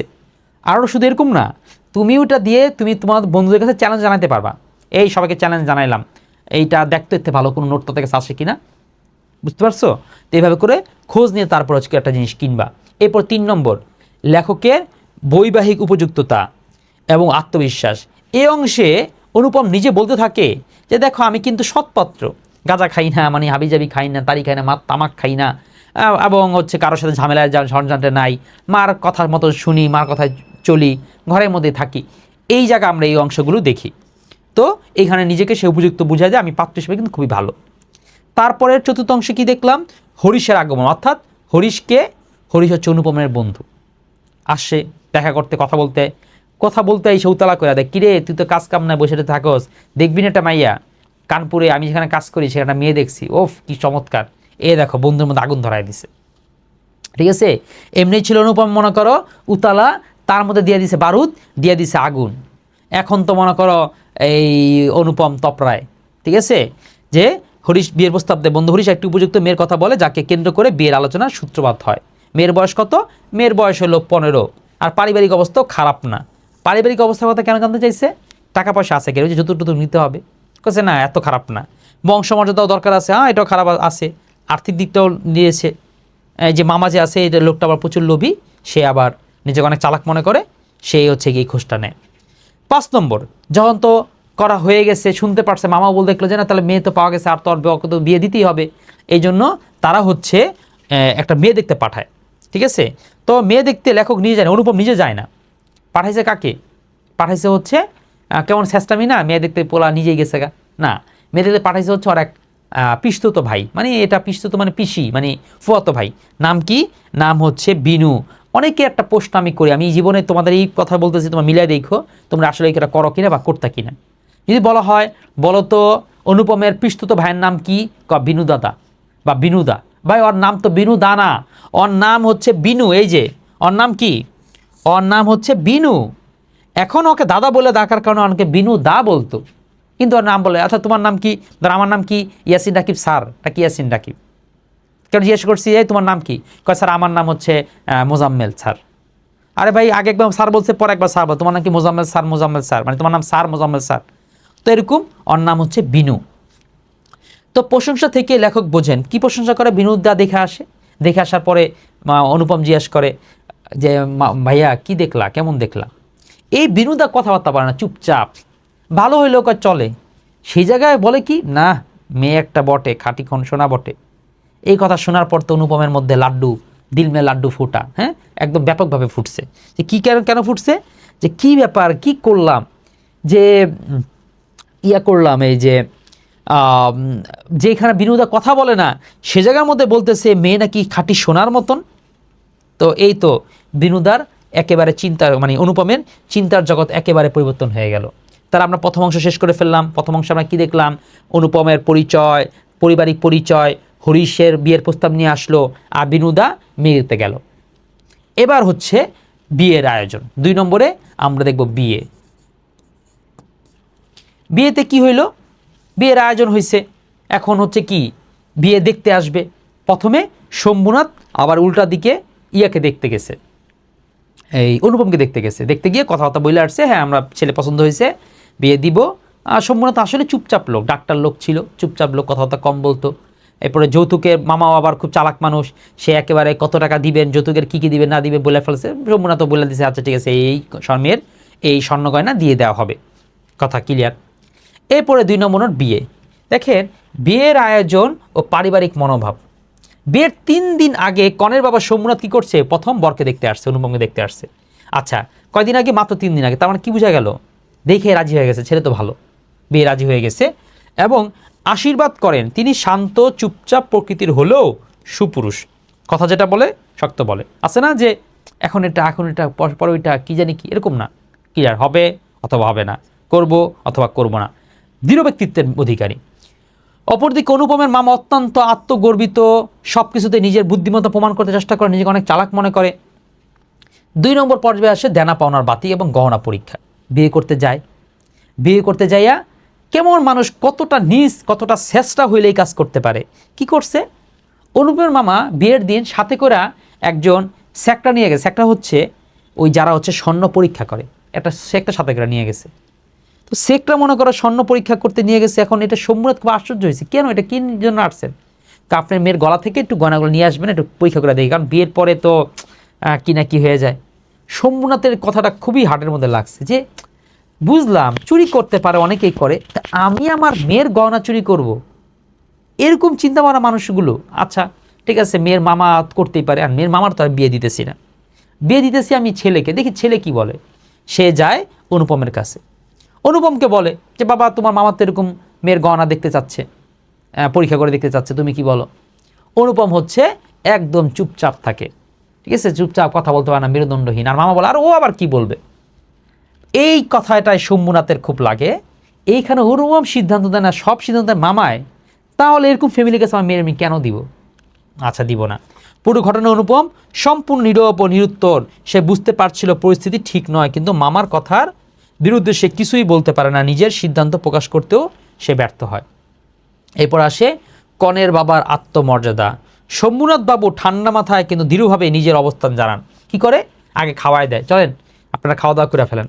না বিয়ের আগে খেয়ে ফেলবো, না খেতে হবে। মানে শম্ভুনাথ তো খুব দৃঢ় লোক ছিল, বলছে, মানুষ না করে পারেনি, সবাই খাওয়া দাওয়া করছে। যেই খাওয়া দাওয়া শেষ বলে আপনাদের গাড়ি ডাক দিয়ে দিই, ঠিক আছে। আমার কথা খুব মনোযোগ দাও, শুনো, পুরো ক্লাসটা মানে কইরো, তাহলে তুমি যখন নিজে রিডিং পড়তে যাবা তখন খুব আরাম লাগবে। কারণ তোমরা আগে একবার রিডিং পড়ো, বুঝো না, এবং বলে দাও যে পড়া দুর্বোধ্য। এই জন্য প্রসেসে আগাও, আগে ভিডিও দেখো, তারপর পড়তে যাও, দেখো তুমি লাইন বাই লাইন বুঝতে পারছো। তো কনের বাবার আত্মমর্যাদা। শম্ভুনাথ বাবু ঠান্ডা মাথায় কিন্তু দৃঢ়ভাবে কি করে, নিজের অবস্থান জানায় দেয়, যে গহনা যাচাইয়ের ঘটনায় অপমান বোধ করে তিনি বিয়ে ভেঙে দেন। কি বলেন, যে আপনি তো গাড়ি ডাক দিয়ে দিই, কেন গাড়ি রাখবেন কিসের জন্য? আপনি কি ঠাট্টা করতেছেন? মানে বিয়ে হইল না, আপনার গাড়ি রাখতে দিতেছে আমাদের পাঠায় দেওয়ার জন্য? তো বলে না, আমরা ঠাট্টা তো আপনারা করে ফেলছেন, আর এই ঠাট্টার সম্পর্ক আমরা স্থায়ী করতে চাই না। সম্মুনাতের স্পষ্ট কথা, মানে মেয়ে দিব না, খাওয়াই দিছি, মেয়ে বিয়ে আটশোস চেষ্টা তাদের খাওয়া বিদায় করে দিয়েছি, তারা যা মন চায় কর, কিন্তু মেয়ে দিব না। এই যে যাদের কাছে তার সম্মান মূল্যহীন, তাদের হাতে তিনি কন্যা দিতে রাজি নন।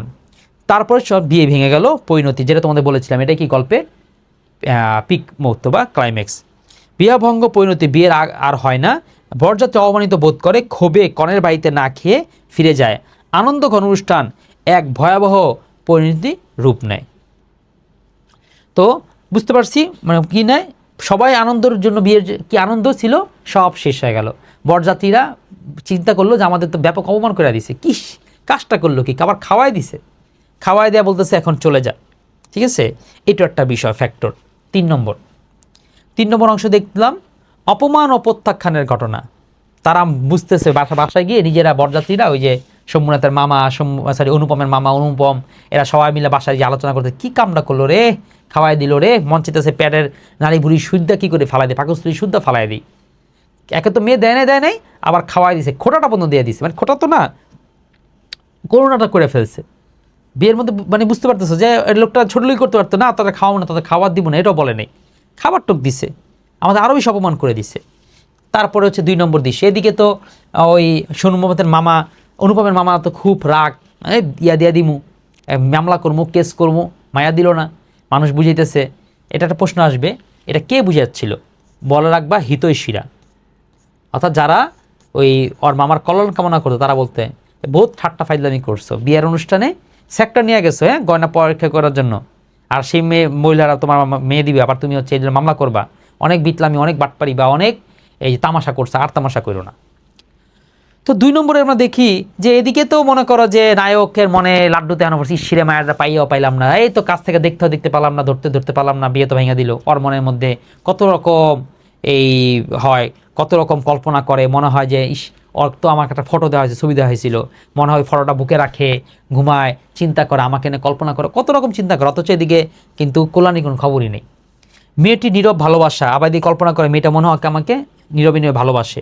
তোমাদের এই যে 1, 2, 3, 4, 4টা পর্বের মধ্যে 3 নম্বর পর্বটা সবচেয়ে ছোট, এবং এখান থেকে কোনো এমসিকিউ আসে না, কোনো সৃজনশীল এখান থেকে আসে না। জাস্ট শুধু অনুধাবনের জন্য যদি একটু পড়ে রাখতে পারো, কিছু জ্ঞানমূলকের জন্য পড়ে রাখতে পারো, এটুকুই, ঠিক আছে। সৃজনশীল তো কখনোই আসে না। অনুধাবন কিছু হতে পারে, আর কিছু এমসিকিউ হলে হতে পারে, এখন মতো আসে নাই, সামনে আসতে পারে, কিন্তু সৃজনশীল আসার মতো নেই, জায়গাটার মধ্যে না কোনো রাস্তা নাই, এই জন্য বলো আমার ছোট।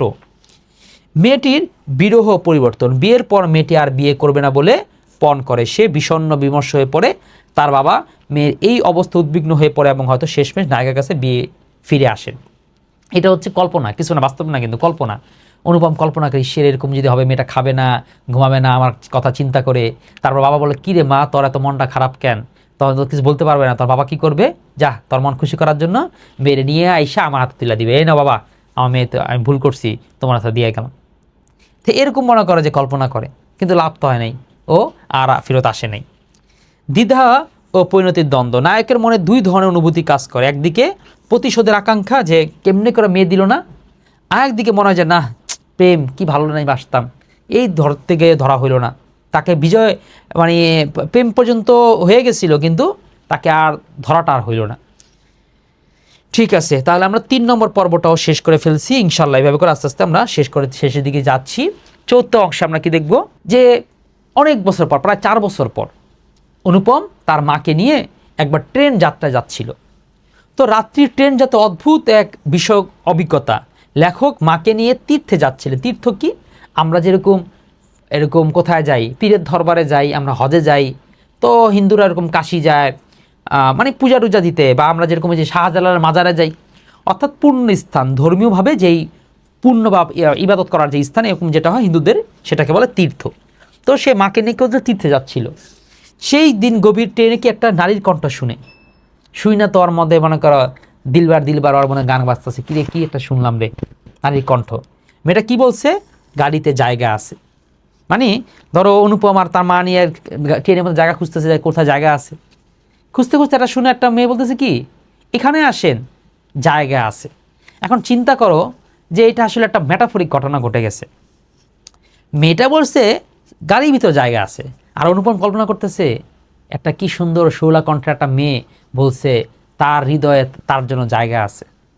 বুঝছো অবস্থা? মানে ও বলছে একটা বুঝছে একটা, যেমন অনেক সময় কি হয়, একটা মেয়ে ছেলে বললো যান তো এখান থেকে যান, আমরা দেখতে পারি না, আর ছেলে কি চিন্তা করলো, তুমি আমার জান বললা, দেখছো, মানে কথা বলছে একটা, ও ঘুরে নিছে একটা, কারণ যত দরকার এটা, ও তোর উপরে ক্রাশ খাইছে। ঠিক এরকম যে এই অনুপম ওই যে ভেতরকার অচেনা যে নারী কণ্ঠটা শুনতে পারলো, তার কণ্ঠে এমন ক্রাশি খাইছে, ও কইছে গাড়ির ভিতর জায়গা আছে, আর ও কল্পনা করতেছে, ও ভাবতেছে যে সে বলছে তার হৃদয়ে তার জন্য এখনো জায়গা আছে। তো সেই কণ্ঠ যেন অপরিচিত অথচ অপরিচিত, মানে আর চিনে না, কিন্তু মনে হয় না কোথাও জানি শুনেছি, কোথাও জানি দেখেছিলাম। তো সকলের দেখা এবং মানবিক রূপ। পরদিন সকালে লেখক ও তার মা স্টেশনে বিপাকে পড়লে সেই অজানা নারী আবার সাহায্য করেন, একই কথায় জায়গা আছে। পরের দিন আবার যে ট্রেন থেকে নামে আবার উঠতে যাবে, তখন সেই মেয়েটাই তাকে বলছে আসেন আমাদের সাথে বসেন, এখানে জায়গা আছে।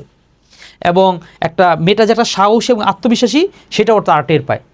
ওরা জায়গা সিট ব্যবস্থা করতে পারতেছে না ইংরেজদের জন্য, বা সে সময় তো আসলে ক্লাস ইংরেজদের আমল ছিল তো, ক্লাস অনেক ভাগ করা হয়তো, ওদের জন্য জায়গা রাখা, তারপর হচ্ছে আমাদের বাঙালিরা জায়গা পাইলে পাবে, পাইবে না।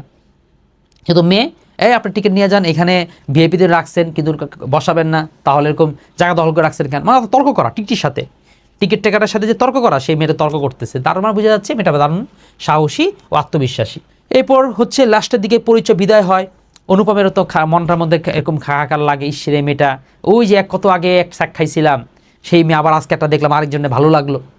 তো এদিকে মেয়ের যে মা, সে দুই রকমই আছে, একদিকে মনে হচ্ছে না মেয়েটা তো খুব চমৎকার, দেখতে খুব ভালো, আবার মনে হচ্ছে না মেয়েটা তো খুব ছেলে মানুষই করে, বাচ্চাদের সাথে বুট খাইতেছে, এরপর কেমন সাথে অনেক বড়দের সাথে তর্ক করতেছে, ঝগড়া করতেছে, প্রতিবাদ করতেছে, ছেলে বয়সে ভালো হবে না খারাপ হবে, অনেক কিছু চিন্তা ভাবনা করতেছে, করতে হতে সেই একটু চিন্তা বলে যে মা তোমার বাড়ি কোথায়, কানপুর। তো কানপুর বললে তো হঠাৎ করে মনে পড়ে, দিলটা তো মোচড় মেরে আসে যে ওই যে মেয়েটা ছিল ওদের বাড়ি তো ছিল কানপুর। ওকে, তো কানপুরে কোথায় থাকো, জায়গার নাম বলছে, বললে পরে তা একটু ভিতর লাগে। আচ্ছা তোমার বাবার নাম কি? শম্ভুনাথ সেন। বলা মাত্রই অনুপম আর অনুপমের মার মনের মধ্যে যেমন একেবারে ওই যে আমাদের যদি হইতো, নাটক হইতো, তাহলে আকাশে যেরকম ঠাড়া শব্দ হইতো, ডুমডুম ডুমডুম ঢুসুস ঢুসুস, এরকম মনে করো অনুপম আর অনুপম মার মনের ভিতরে এরকম ড্রাম বাজতেছে যে এইটাই তাহলে সেই মেয়ে। অনুপম দিতে এই তাহলে সেই মেয়ে যাকে ধরতে গিয়েও আর ধরা হয় নাই, পেতে গিয়েও আর পাওয়া হয় নাই। তো অপরিচিতার মধ্যেও চিরচেনা অনুভব, লেখক কল্যাণের প্রতি ভালোবাসা হার মানে না, যদিও সে অপরিচিতা, তবুও তার কণ্ঠস্বর ও আত্মার টান লেখকের জীবনে জায়গা আছে, বাক্যটিকে চিরস্মরণীয় গান করে তোলে। অর্থাৎ এই শব্দটা না গানের ধোয়ার মতন হয়ে যায়। আমরা দেখবো গানের কিছু লাইন আছে না, শুনতে শুনতে আমাদের মধ্যে একটা খালি মুখ দিয়ে ঠোঁট দিয়ে কথা বললে সেটা খালি বুলির মতন বেরোতে থাকে, গানের ধোয়ার মতন, কারণ মাথার মধ্যে কেমন বাঁচতে থাকে, মাথার মধ্যে জানি কি এই যে কোন কোন গান জানি ভাইরাল হয়েছিল, কাঁচা বাদাম, এরকম হয়েছে ওই সময়, মাথার মধ্যে খালি কিছু হলেই কাঁচা বাদাম বাজছে, এখন কোনটা চলতেছে। অর্থাৎ এই ভিডিওটা যেই যখন দেখতেছো সেই সময় কোন গানটা বা কোন শব্দটা বা তোমার মাথায় কোন গানের করে ধোয়াটা বাজতেছে, তোমরা একটু কমেন্ট করে জানাও, দেখবো কত ভেরিয়েশন বা কে কিংবা ভিডিওটা কোত্থেকে কখন দেখছিলাম। তো এক নজরে আমরা পুরো গল্পটা মনে করে ফেলি। গল্পের শুরুতে আমরা দেখি লেখক তার আত্মপরিচয় দেয়, পারিবারিক পরিচয় দেয়, ও কিভাবে পাত্র হিসেবে উপযুক্ত সেটা মনে করে। এরপর এক বন্ধু বিয়ের প্রস্তাব নিয়ে আসে, আর ওর যে ভাই বিনু সে হচ্ছে মেয়ে দেখে আসে। এরপর বিয়ের আয়োজন হয়। বিয়ের আয়োজন করতে গেলে শম্ভুনাথ ও অনুপমকে দেখে সম্মতি দেয়, আর মামা গহনা পরীক্ষা করতে গিয়ে অকাজটা করে।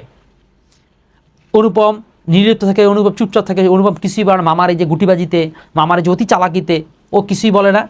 তো কনের বাবা আত্মমর্যাদায় লাগে যে আমার মেয়ের গহনা আমি চুরি করতে পারি, এই সন্দেহ যে করতে পারে তাদের সাথে মেয়ে দিব না, সুতরাং সে হচ্ছে বিবাহ ভেঙে দেন, মানে বিয়ে মেয়েকে তাদের হাতে তুলে দেন না। এর ফলে বরপক্ষ প্রচুর অপমানিত হয়। কিন্তু এদিকে নায়ক অনুপম যে সে তো কল্পনার দৃশ্যে তো মনে করো লাড্ডু খাইয়ে যেতেছে, কল্পনা হতে ভাবতেছে এই বুঝি চলে আসবে, এখন বুঝি মেয়ের বাবা মেয়েরা নিয়ে এসে তার কাছে তার হাতে দিয়ে দিবে, তার পায়ে দিয়ে দিবে ভাবতেছে। কিন্তু এদিকে কি জানা গেল যে না, মেয়েটা পরিবর্তন হয়ে গেছে, মেয়েটা আর আগের মতন নাই, সে এখন এই দেশ মাতৃকার সেবায় ব্রত, অর্থাৎ মানুষকে এখন সে সেবা করে, সে হচ্ছে ওই যে স্কুলে পড়াশোনা করায়, ঠিক আছে, বাচ্চাদেরকে পড়ায় শেখায়। তো মেয়ে পরিবর্তন হয়েছে এবং নিয়ত করছে না সে আর বিয়ে করবে না। তো এবার 4 বছর পরে দেখো পর্ব 4 এবং বছরও 4, এই কনফিউশন থেকে কিন্তু আজ আমার বয়স 27 মাত্র, দেখো যত 27 বলছে, আর বিয়ে যখন করছিল 4 বছর আগে তখন তাহলে বয়স কত ছিল? 23। এই স্টুডেন্টের কনফিউশন লাগা, স্যার এটা কি 23 হবে নাকি 22 হবে, 23 হবে না 22 হবে, প্রত্যেকটা পরীক্ষার আগে এইটা নিয়ে যে একটা পোস্ট আর জগা খিচুড়ি যে হতে থাকে। তো এই জন্য জানিয়ে রাখি এটা কিন্তু 23 হবে। অনেক গাইড বইয়ে অনেক কিছুই থাকে, অনেক কিছুই বলছে, কিন্তু আমাদের এক সময় পরীক্ষায় পোস্ট যেতে এসেছিল, যার ফলে ওই পোস্টের আলোকে বলে ফেলতে পারো যে এটা হচ্ছে 23, অর্থাৎ 27 থেকে 4 ভাগ দিয়ে আমরা 23 পর্যন্ত যাব। তো দেখলাম সে ট্রেনে যাত্রায় দেখতে পেল একটা মেয়েকে, বিদায় আর পরিচয় নেওয়ার সময় জানতে পারলো এটাই সেই মেয়ে, এটাই সেই কল্যাণী। অপরিচিতা গল্পের মাধ্যমে সেই চিরচেনা মুহূর্তটা বুঝতে পারলো, এবং অনুপম সর্বশেষ, অনুপম নিজেও তার মা মামা সবাইকে ফেলে সে চলে গেছিলো সেই কল্যাণীর কাছে, বস আমি সারাটা জীবন, বাকিটা জীবন এখন তোমার কাছে থাকতে চাই। কল্যাণীও কি করেছে, তার বাকিটা জীবন তার কাছেই রাখার চেষ্টা করেছে। কল্যাণীও কি করে রাখে না বলতে কি, সে বিয়ে করে নাই, বলে থাকো, আমি যেমন পোলাপাইন পড়াই, আমার কোচিং সেন্টার বা আমার যে শিক্ষালয় তুমিও দেখবা, একটু টেবিল পরিষ্কার করবা, করোগা, আমার কাছে থাকতে পারো, কিন্তু আমি বিয়ে করছি না। এইভাবে করে অনুপম কল্পনায় দেখে, কল্পনায় ভাবে যাক সে তো তার হৃদয় জায়গা না দেখ, কাছে তো জায়গা দিয়েছে। এই করতে করতেই গল্পটা শেষ হয়ে যায়।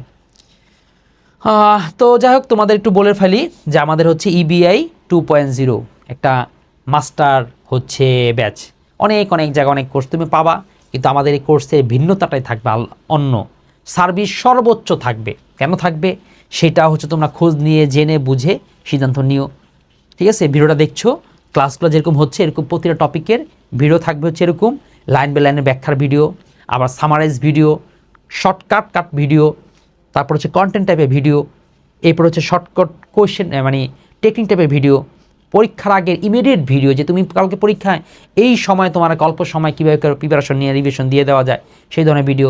অর্থাৎ এই একটা কোর্স হলে পরে তোমাকে 2 বছরে আর কোথাও কোনো কিছু করতে হচ্ছে না, তোমার পূর্ণ দায়িত্বটা আমরা নিয়ে নিচ্ছি। তো চলো পরে দেখে শুটা, এটা তুমি 27দের জন্য যেমন আছে, 28দের জন্য, দুজনের জন্যই আছে, দুইজন সার্ভিসে এটা নিতে পারবা, কোনো সমস্যা নেই। যাই হোক, সেটা আমরা আলোচনা করার কিছু নেই, সিদ্ধান্ত তোমার। কিন্তু এরকম যাতে না হয়, অনেক দিন পরে এসে জানতে পারলা যে তোমার এক বন্ধু থেকে তুমি একটা ভুল কথা শুনে, ভুল চিন্তা করে তুমি একটা সিদ্ধান্ত নিয়ে ফেলেছিলে, কিন্তু অনেক দিন পরে জানতে পারলা যে না, ওই বন্ধু যারা ছিল তারাই তো সর্বোচ্চ বেস্ট একটা কী রয়েছে প্রিপারেশন নিয়ে ফেলেছে, তুমি খোঁজটুকু নেওনি, তুমি ক্লাসটা করে যাচাইটুকু বন্ধ করার চিন্তা ভাবনাটা করোনি। তো এইটুকু বলবো, যত যাচাইটা করে নিও। তো এবার আমরা গল্পটাকে সামারাইজ আকারে দেখব। অনুপমের পরিচয়, হরিশ বিয়ের প্রস্তাব নিয়ে আসে, বিনোদক মেয়ে দেখতে যায়, মামা গহনা পরীক্ষা করে, অনুপম যে মেরুদণ্ডহীন প্রমাণ হয়, সোমনাথ বিয়ে ভেঙে দেয়, বরযাত্রীর আফসোস করে, কল্যাণী দেশের সেবায় নিয়োজিত হয়, লাস্টের ট্রেনের মাধ্যমে দেখা হয়, এবং সে একটা অতিথি নিয়ে, একটা আকাঙ্ক্ষা নিয়ে গল্পটা এখানে শেষ হয়। এটা তুমি হচ্ছে সুন্দর করে লেখে একটা নোটের মতন করে তোমার দেয়ালে টাঙায় রাখবা, কিন্তু পরীক্ষার আগে এটাকে চোখ বন্ধ করে একবার পড়বা, দেখবা পুরো ঘটনাটাকে তুমি মনে করতে পারো কিনা, ঠিক আছে? আচ্ছা, তো আমরা চলে যাই পরের কথা। গল্পের যে ক্যারেক্টারগুলো রয়েছে এইগুলো কেন পড়বো, এইগুলো পড়ার প্রয়োজনীয়তা কী? কারণ পরীক্ষায় কি তোমার প্রশ্ন এরকম আসবে যে গল্পটা লেখো, এটা তো আসবে না। তোমার পরীক্ষা আসবে MCQ CQ, আর তার জন্য যা করণীয় সেইটা আমরা করতেছি। আসবে প্রশ্ন ক্যারেক্টার ধরে ধরে, তার আমাকে জানতে হবে ক্যারেক্টার ছিল, প্রধান ক্যারেক্টার হচ্ছে অনুপম, মামা, কল্যাণী, শম্ভুনাথ। আসলে ক্যারেক্টার কী জিনিস সেটা তোমাকে বুঝাই। দেখো, লেখক যখন একটা গল্প লেখে তার একটা উদ্দেশ্য থাকে, আমি একটা মেসেজ সমাজকে দিতে চাই, সবাই মধ্যে এই জিনিসটা ছড়িয়ে দিতে চাই, এটাকে বুঝাতে চাই যে আমি এই মেসেজটা দিতে চাই। এখন এই মেসেজটা দেওয়ার জন্য সে একজনকে দেখো মেরুদণ্ডহীন হিসেবে প্রমাণ করছে, একজনকে লোভী, একজনকে দৃঢ়চরিত্র, একজন হচ্ছে এই আত্মমর্যাদাশীল, আর একজন দেখো দৃঢ়চরিত্রের। এই 4টা জিনিসকে তিনি 4ভাবে বুঝতে পারেন, 4টা ব্যক্তি দিয়ে ফুটিয়ে তুলছে। এটা হচ্ছে লেখক দাসের উদ্দেশ্য থাকে, তিনি যেটা বলতে চান, যেটা মেসেজ লিখতে চান, সেটা হচ্ছে চরিত্রের মাধ্যমে ফুটিয়ে তারপরে তোলেন। এটাই হচ্ছে গল্পের বৈশিষ্ট্য। আরও কিছু চরিত্র আমরা দেখি, সেটা হচ্ছে মা, এটা হচ্ছে কি মামার এক ধরনের চামচার মতনই, এটাও লোভী। এরপর হচ্ছে হরিশ, বন্ধু, এই যে বিনুদা, দেখো এদের ভূমিকা কিন্তু খুব কম, পার্শ্ব চরিত্র, আবার এটা না হইলেও চলতো না। এছাড়াও তুমি আরও কিছু চরিত্র তুমি দেখতে পাবা, ওই যে স্যাকরা, যে লোকটা স্বর্ণ পরীক্ষা করেছিল, রেলওয়ে কর্মচারী, যে লোকটা টিকিট চেক করেছিল, ঠিক আছে? তারপর হচ্ছে বয়াবি, এরকম বয়াবি তেমন কিছু না, এরকম আরও কিছু বন্ধু ছিল, বান্ধব ছিল, ওই বরযাত্রী, বরযাত্রী, ঠিক আছে, সমস্যা হবে, শব্দটা হবে বরযাত্রী। ওকে, হ্যাঁ। তারপর এবার চলে যাই হচ্ছে পরের প্রশ্নে। হ্যাঁ, এইটা আমরা পড়াবো না, এটা তোমরা দেখে নিও, আমাদের এই নোটগুলো সংগ্রহ করে নিও। এখানে এটা কি আছে, এইটা হচ্ছে পুরো গল্পের মধ্যে শুধু অনুপমের ক্যারেক্টারটাকে রিপ্রেজেন্ট করে। অনুপম ক্যারেক্টার থেকে প্রশ্ন আসতে পরে পারতে হবে কি বলা হয়েছে, বয়স, অবস্থা, বৈশিষ্ট্য, এইটা হচ্ছে তুমি এই অংশের মধ্যে পাবা। তো এটা একবার রিডিং করে নিবা। এটা হলো কল্যাণী সম্পর্কে বলা হয়েছে, এটা হলো মামা সম্পর্কে বলা হয়েছে, লোভী, তারপর হচ্ছে এই বড় জোর অনুপমের থেকে বছর 6 বড়, তারপর হচ্ছে পৃথিবীর ভাগ্য দেবতার প্রধান এজেন্ট, ঠিক আছে। তো মামা সম্পর্কে এই কথাগুলো বলা হয়েছে। সম্মুনাথ সম্পর্কে এটা আমাদের করতে কিন্তু অনেক কষ্ট হয়েছে, তুমি খোঁজ নিয়ে জেনে দেখো, তুমি আরও তো হয়তো ভিডিও দেখবা, দেখো যে এমনটা আসলে কে করে, কে এরকম ভিতর থেকে এত রিসার্চ করে বের করে করে তারপর তোমাদের সামনে উপস্থাপন করবে, তাই না? তো এই জিনিসটা বিবেচনায় রেখো। এরপর মা, হরিশ এবং বিনুদা, এই যে মা, এটা হচ্ছে মা সম্পর্কে, এটা হচ্ছে হরিশ সম্পর্কে, আর এটা হচ্ছে বিনুদা সম্পর্কে। এটা থেকেও আমরা একটা ক্যারেক্টার দেখতে পারবো। তারপরে হচ্ছে এই যে অনুপম সম্পর্কে তাহলে সংক্ষিপ্ত করে করলে কি হয়, অনুপমের বয়স 27, মানে গল্পটা যখন ব্যাখ্যা হচ্ছিল তখন ও যখন গল্প লিখছিল 27, আর ও যখন বিয়েটা করতে চেয়েছিল তখন কখন বয়স ছিল কত, 23। অনুপমকে মামারা মানে শিক্ষক কি বলতো, পণ্ডিত মশাই মানে আমার যে শিক্ষক সে বলতো নাকি শিমুল ফুলের মতন। তা শিমুল ফুল সুন্দর কিন্তু কাজের না, আর মাকাল ফলের মতন। মাকাল ফলও তাই দেখতে, তোমার দেখেছো মাকাল ফল আসলে কিন্তু উপরে দেখতে এত চমৎকার, কিন্তু ভিতরে ভাঙলে পরে একটা শ্লেষার মতন বিৎকুটে দুর্গন্ধ এবং দেখতে খুবই বাজে লাগে। তো এই যে মানুষ করছে উপরে সুন্দর, ভিতরে যদি খারাপ হয়, যে অনুপম ভিতরে মেধা নাইয়া, উপরে হলো একদম একটা সুন্দর চেহারার ছেলে। তো এই জন্য ওকে বলছে কি মাকাল ফলের সাথে তুলনা করেছে। মার হাতে আমি মানুষ, কে মার হাতে মানুষ, অনুপম। মামা আসলে অভিভাবক, কে অভিভাবক, মামা অভিভাবক। দেখলে মনে হইবে আমি অন্নপূর্ণার কোলে কি গজাননের ছোট ভাইটি। এই কথার মানে কি, অর্থাৎ অন্নপূর্ণা হচ্ছে দেবী দুর্গা, দেবী দুর্গার 2 ছেলে, একটা হচ্ছে গণেশ, একটা হচ্ছে কার্তিক। কার্তিক ছোট, তো কার্তিক হচ্ছে মার কোলে কোলে পুঠে মানুষ হয়েছে, মানে ও বেশি দুষ্ট হয়েছে, বেশি হচ্ছে আমার আদর পাইছে। তো এইটাই বলতেছে আমি এত ছোট, আমি এত আদরে, মনে হবে যে অন্নপূর্ণার কোলে গজাননের ছোট ভাইটি। তারপরে সংসারী, হ্যাঁ ঘরে মা যা বলে তাই, তামাক টামাক খায় না, এমএ পাস করছে। এমএ পাস করে তো কোনো কাজ নাই, কারণ কাজ করার দরকারও নাই, বাবার জমিদারি টমিতে বাবার জিনিসপত্র আছে, ওকালতি বহুত টাকা পয়সা ফেলা রাখছে, সেগুলি খেয়া দিয়েই বড় হয়। এবং কি মেরুদণ্ডহীন, ঠিক আছে, অর্থাৎ নিজের কোনো সিদ্ধান্ত নিজে নিতে পারে না। চলে যাই হচ্ছে কল্যাণী সম্পর্কে। তোমার কল্যাণীকে দেখো তো পছন্দ হয়েছে কিনা, পছন্দ হয়েছে? আচ্ছা, কল্যাণীকে যদি পছন্দ হয় তাহলে দেখো এরকম একটা মেয়ে কি করছে, অনুপমকে প্রত্যাখ্যান করে যে যা বাক, তারা করলাম না বিয়া। 15 বছর বিয়ের সময় বয়স ছিল, 15 বছর বাল্য বিবাহ দিচ্ছে, তাই না? গল্পের মধ্যে পাবা দেখবে এটাই নাকি বেশি হয়ে গেছিলো, আসলে বেশি হয়ে গেছিলো, মানে সেই সময় মেয়েদের বিয়ে বয়স দেওয়া হয়তো 9, 11 হয়ে গেলে সর্বনাশ, এরপরে যাওয়াই যাবে না। সেই জায়গায় ওর বয়স হয়েছে 15, কী ব্যাপার এত বয়স হয়ে গেলো কেমনে, এটাও তো জিজ্ঞেস করার বিষয়। বলে যে না আসলে মেয়ের বা ভালো ছেলে পায় নাই, তো দেখতে দেখতে মেয়ের বয়স কী হয়েছে, বেশি হয়ে গেছে। তো বয়স 19 বর্তমানে বলতে ওই যে যখন আবার দেখা হয় তখন মনে হয় বয়স 16 কি 17, কিন্তু চেহারাটা তো কিউট, মনে হয় যে 16-17 বছর বয়সের। কিন্তু নবযৌবন ইহার দেহে মনে কোথাও যেন একটু ভার চাপিয়া দেয় নাই। নবযৌবন মানে একটু বয়স হয়েছে, নতুন নতুন যৌবন আসছে, এখন তার মধ্যে মানুষ থাকবে না, যখন একটু যখন যৌবন আসে বা একটু যুবক হয়, মানুষের ভারিক্কি আসে, তখন ছোটো পোলাপান যেমন লাফালাফি টান্নামি বাদদামি করতে পারে, একটু বয়স হলে মানুষ কিন্তু পারে না, তাই না? একটা শিক্ষার্থী যা পারে, শিক্ষক কিন্তু সেটা পারে না। কিন্তু কল্যাণী দেখে মনে হয় না, ও মানে এখনও সে বাচ্চা, এখনও সে এরকম বাচ্চাদের নিয়ে হাসাহাসি ঠাট্টা রং তামাশা করতেছে, ফায়দামি দুষ্টামি করতেছে।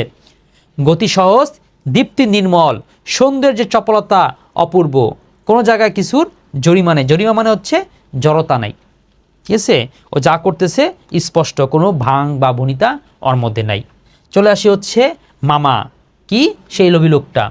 অনুপমের চেয়ে কি বড় জোর বছর 6 বড়। প্রশ্ন, অনুপম মামা কত বছর ছিল? মাত্র 6 বছরের বড়, খুব আহামরি বড় লোক, মানে বড় ব্যক্তিত্ব ছিল না। মামার কোনো কাজ ছিল না, ওই ঘরে থাকতো, তাদেরটাই খাইতো, তাদেরটাই পড়তো, এই ছিল মামার অবস্থা। একটা কি ছিল, নিঃসন্তান, ধনীর কন্যা ও তার পছন্দ নয় যাকে শোষণ করা যায়। অনুপমের ভাগ্যদেবতার প্রধান এজেন্ট। আরেকটা কি? লোভী, কুসংস্কার, জীবনে একবারও বিশেষ করে কাজ মানে ঘরতে পারে না, যদি মরে যাই, এরকম টাইপের লোক। তারপরে নিজেরা খুব ভাবে যে কি, যে আমি সংসারের প্রধান লোক, আমি না থাকলে সংসার শেষ হয়ে যেত, আমি অনেক চালাক, এরকম ভাবে। তার একমাত্র লক্ষ্য হচ্ছে জীবনে কারো কাছে কি যাবে না, ঠকা যাবে না, আমাকে জিততে হবে, অনেক চালাক সে, ঠিক আছে, এরকমটা নিজেকে মনে করত। এরপর আসি শম্ভুনাথ সেন। বংশে লক্ষ্মীর ধর্মঘটে ভরা ছিল, তখন তা শূন্য বলিলেই হয়। মানে একসময় লোক, এই শম্ভুনাথ ডাক্তার তো একসময় তার টাকা পয়সা অনেক ছিল। লক্ষ্মীর মঙ্গল ঘট মানে কি, বুঝছো কি না? তোমরা দেখবা টাকা পয়সা দেবী বলা হয়তো লক্ষ্মীকে, তা বলছে তার যে লক্ষ্মীর যে মঙ্গল ঘট এটা ভরপুর ছিল, অনেক টাকা পয়সা ছিল। তো এখন সেটা আসলে নাই, তা শূন্য বলিলে হয়, এখন তেমনটা নাই, কিন্তু একসময় তো ছিল, সেই ধারাটা তো আছে। এই জন্য এই মামার পছন্দ করছে না, একসময় ছিলেন কিছু না কিছু দিতে পারবো। আবার বেশি বড় কেসে যায় নাই, কারণ বেশি বড় কেসে গেলে যদি আবার উল্টা তাদের শোষণ করে, এই জন্য মামা চাইছে কি টাকাও লাগবে, আবার মাইয়া মাথা নিচা করে চলিবে, এটাও লাগবে। তো একটি মেয়ে ছাড়া আর নাই, চুল কাটা গোফে পাক ধরিতে আরম্ভ করিয়াছে। সুপুরুষ, ঠিক আছে, সময় দেখলে কি মনে হয় যে না একটা পুরুষ। ভিড়ের মধ্যে দেখিলে সকলের আগে তার উপরে চোখ পড়িবার মতো চেহারা, নিতান্ত নির্জীব, একেবারে কোনো তেজ নাই, ব্যবহারটাও কি নেহাত ঠান্ডা। তো আমরা এর মাধ্যমে কি পেলাম, কাকে পেয়ে গেলাম? শম্ভুনাথ সম্পর্কে জানতে পারলাম। আর এই অবস্থানে যখন আসবে, তোমরা হচ্ছে এটা মনে করে দেখো তো, কোন শব্দটা কোন প্রেক্ষাপটে এসেছিল।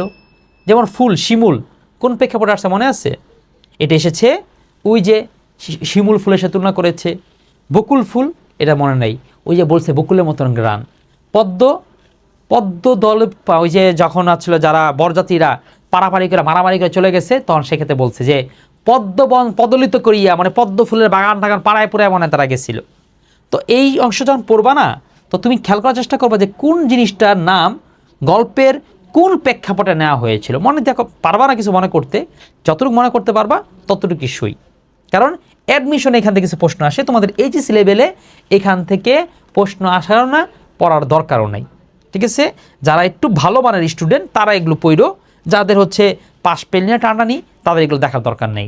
ওকে, আসো, এটাও আমি আলোচনা করলাম না, এটা হচ্ছে তোমাদের জাস্ট নোট, যে ট্রেনের কোন অংশের পর কোথায় কোথায় কীভাবে করে গিয়েছে।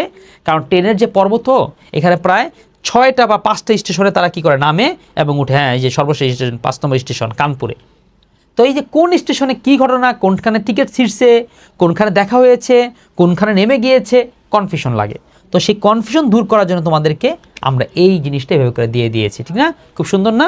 খুব সুন্দর করে দিয়েছে। আমাদের এই যে বিপ্লব বইটা দেখো, তাহলে তোমাদের ভালো লাগবেই, মনে হবে যে তখন আমার জন্য একটু দোয়া কইরো, হ্যাঁ, যে আসলে অনেক পরিশ্রম, অনেক সংগ্রাম করে কিন্তু আমাদের এই বইটা লিখছি, বুঝছো?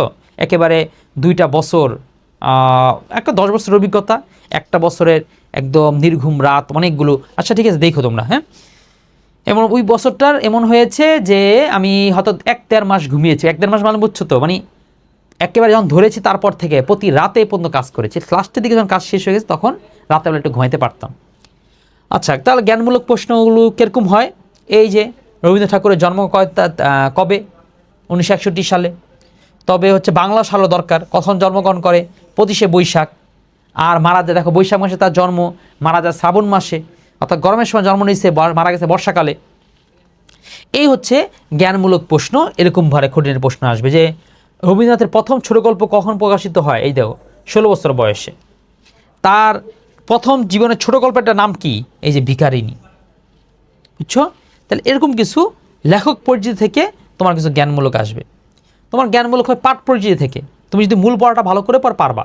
ওই বলছি না পাঠ পরিচিতি পড়ো না, পাঠ পরিচিতি পড়তে হবে, এখান থেকেও প্রশ্ন আসে। শুধু পাঠ পরিচিতি গল্পটাকে তাড়াতাড়ি করে পড়ে নেওয়ার জন্য, শুধু এই জন্য না, প্রশ্ন এখান থেকে আসে। যেমন কোন পত্রিকায় সবুজপত্র পত্রিকা প্রথম প্রকাশিত হয়? শব্দ থেকে প্রশ্ন আসবে। রসনচৌকি কী জিনিস? কনসার্ট, স্বয়ংবরা। এ দেখো রসনচৌকি কি? 3টা বাদ্যযন্ত্র মিলে যে একটা যন্ত্র হয়, তাকে রসনচৌকি বলে। এটা ওই যে বরযাত্রীরা অনেক ঢাক ঢোল পিটে এসেছিল না, সেইটা বর্ণনা করতে গিয়ে এই বাদ্যযন্ত্রের নামটা নেওয়া হয়েছিল।